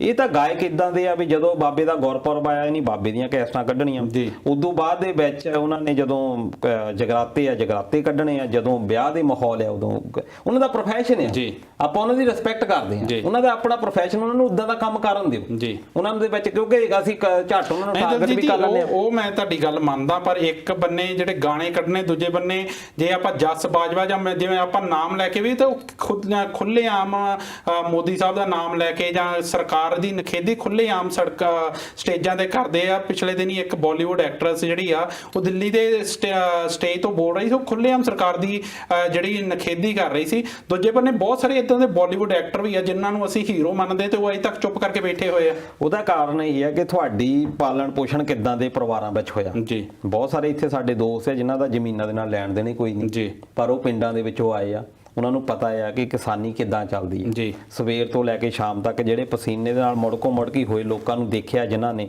ਕਿ ਕਿੰਨੇ ਹਾਰਡ ਕੰਮ ਉੱਥੇ ਕਰਦੇ ਆ। ਬਹੁਤ ਸਾਰੇ ਇੱਥੇ ਲੋਕਾਂ ਦੇ ਨਾਲ ਮੇਰੀ ਗੱਲ ਹੁੰਦੀ ਆ ਕਿ ਤੁਸੀਂ ਯਾਰ ਜੇ ਵੈਸੇ ਕਹਿੰਦੇ ਵੀ ਬਹੁਤ ਤੂੰ ਹਾਰਡ ਕੰਮ ਕਰਦਾ ਜੀ, ਉਹ ਫਿਰ ਬੰਦਾ ਦੱਸਦਾ ਉਹ ਨਹੀਂ ਜੀ ਮੈਂ ਤਾਂ ਇੰਨਾ ਹਾਰਡ ਵਰਕ ਕੀਤਾ ਨਹੀਂ, ਮੇਰਾ ਬਾਬਾ ਬਹੁਤ ਕਰਦਾ ਸੀ ਜੀ, ਮੇਰਾ ਬਾਬਾ ਸਵੇਰ ਨੂੰ 3 ਵਜੇ ਹਾਰਡ ਲੈ ਕੇ ਚੱਲ ਪੈਂਦਾ। ਇਦਾਂ ਦੀਆਂ ਗੱਲਾਂ ਤੁਸੀਂ ਜਦੋਂ ਵੀ ਆਪਾਂ ਮਹਿਫਲਾਂ ਕਿਤੇ ਬਹਿੰਦੇ ਆ ਜਾਂ ਵਿਆਹ ਸ਼ਾਦੀਆਂ ਦੇ ਉੱਤੇ ਬਹਿੰਦੇ ਆ, ਇਦਾਂ ਦੀਆਂ ਗੱਲਾਂ ਚੱਲਦੀਆਂ ਕਿ ਸਾਡਾ ਬਾਬਾ ਸਵੇਰ ਨੂੰ ਉੱਠਦਾ ਸੀ, ਉਹ ਫਿਰ ਪੱਠੇ ਲੈਣ ਜਾਂਦਾ ਸੀ, ਉਹ ਸਵੇਰੇ ਕੇ ਹਾਲ ਸ਼ੁਰੂ ਕਰ ਲੈਂਦਾ ਹੁੰਦਾ ਸੀ। ਮੇਰੇ ਬਾਬੇ ਨਾਲ ਦੀ ਤਾਂ ਕੋਈ ਗੱਲੇ ਨਹੀਂ, ਅਸੀਂ ਤਾਂ ਕੁਝ ਵੀ ਨਹੀਂ ਕਰਦੇ, ਅਸੀਂ ਤਾਂ ਇੱਥੇ ਸ਼ਿਫਟਾਂ ਲਾ ਕੇ ਆਰਾਮ ਨਾਲ ਘਰ ਬੈਠੇ ਆ ਜੀ। ਉਹਨੇ ਤਾਂ ਕਦੀ ਐਤਵਾਰ ਦੀ ਛੁੱਟੀ ਵੀ ਨਹੀਂ ਕੀਤੀ, ਉਹ ਤਾਂ ਡੰਗਰਾਂ ਦੇ ਨਾਲ ਡੰਗਰ ਹੋਇਆ ਰਿਹਾ।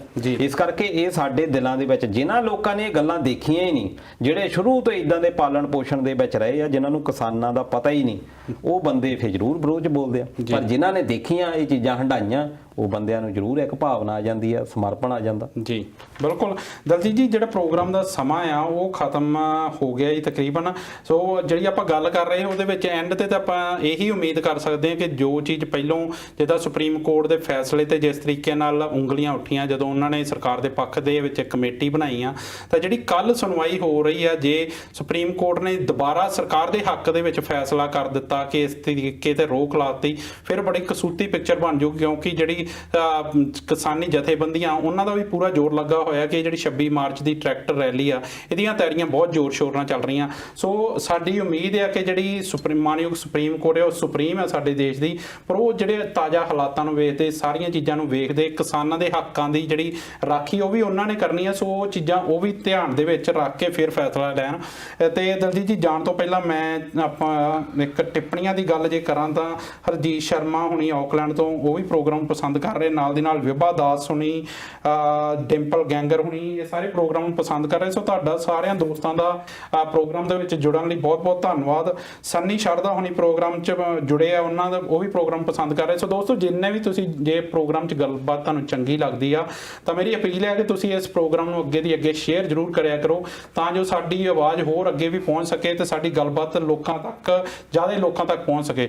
ਸੋ ਦਲਜੀਤ ਜੀ ਪ੍ਰੋਗਰਾਮ ਦਾ ਸਮਾਂ ਜੀ ਖਤਮ ਹੋ ਚੁੱਕਾ, ਤੁਸੀਂ ਆਏ, ਇਹ ਜਾਣਕਾਰੀਆਂ ਸਾਡੇ ਨਾਲ ਸਾਂਝੀਆਂ ਕੀਤੀਆਂ, ਉਹਦੇ ਲਈ ਬਹੁਤ ਬਹੁਤ ਧੰਨਵਾਦ। ਸੋ ਦੋਸਤੋ ਉਮੀਦ ਕਰਦੇ ਹਾਂ ਤੁਹਾਨੂੰ ਇਹ ਪ੍ਰੋਗਰਾਮ ਪਸੰਦ ਆਇਆ ਹੋਵੇਗਾ। ਇੱਕ ਵਾਰ ਫਿਰ ਤੋਂ ਅਪੀਲ ਕਿ ਪ੍ਰੋਗਰਾਮ ਬੁੱਧਵਾਰ ਤੇ ਐਤਵਾਰ ਸ਼ਾਮਾਂ ਨੂੰ 7 ਵਜੇ ਆਉਂਦਾ, ਬਿਲਕੁਲ ਲਾਈਵ ਆਉਂਦਾ ਫੇਸਬੁੱਕ ਤੇ YouTube ਚੈਨਲ ਤੇ। ਸੋ ਤੁਸੀਂ ਫੇਸਬੁੱਕ ਪੇਜ ਸਾਡਾ ਇੰਡੋਜ਼ ਟੀਵੀ ਉਹਨੂੰ ਸਬਸਕ੍ਰਾਈਬ ਕਰੋ, ਨਾਲ ਦੀ ਨਾਲ ਸਾਡੇ YouTube ਚੈਨਲ ਨੂੰ ਸਬਸਕ੍ਰਾਈਬ ਕਰੋ ਤੇ ਇਸ ਪ੍ਰੋਗਰਾਮ ਦੇ ਵਿੱਚ ਜੁੜਿਆ ਕਰੋ, ਆਪਣੀ ਗੱਲਬਾਤ ਰੱਖਿਆ ਕਰੋ ਤੇ ਪ੍ਰੋਗਰਾਮ ਨੂੰ ਜੇਕਰ ਸਾਡਾ ਪ੍ਰੋਗਰਾਮ ਵਧੀਆ ਲੱਗਦਾ ਤਾਂ ਉਸ ਨੂੰ ਅੱਗੇ ਸ਼ੇਅਰ ਜ਼ਰੂਰ ਕਰਿਆ ਕਰੋ। ਇਹਦੇ ਨਾਲ ਜੀ ਸਾਨੂੰ ਦਿਓ ਇਜਾਜ਼ਤ, ਮਿਲਦੇ ਹਾਂ ਅਗਲੇ ਹਫਤੇ। ਤਦ ਤੱਕ ਲਈ ਪਿਆਰ ਭਰੀ ਸਤਿ ਸ਼੍ਰੀ ਅਕਾਲ। ਸਤਿ ਸ਼੍ਰੀ ਅਕਾਲ।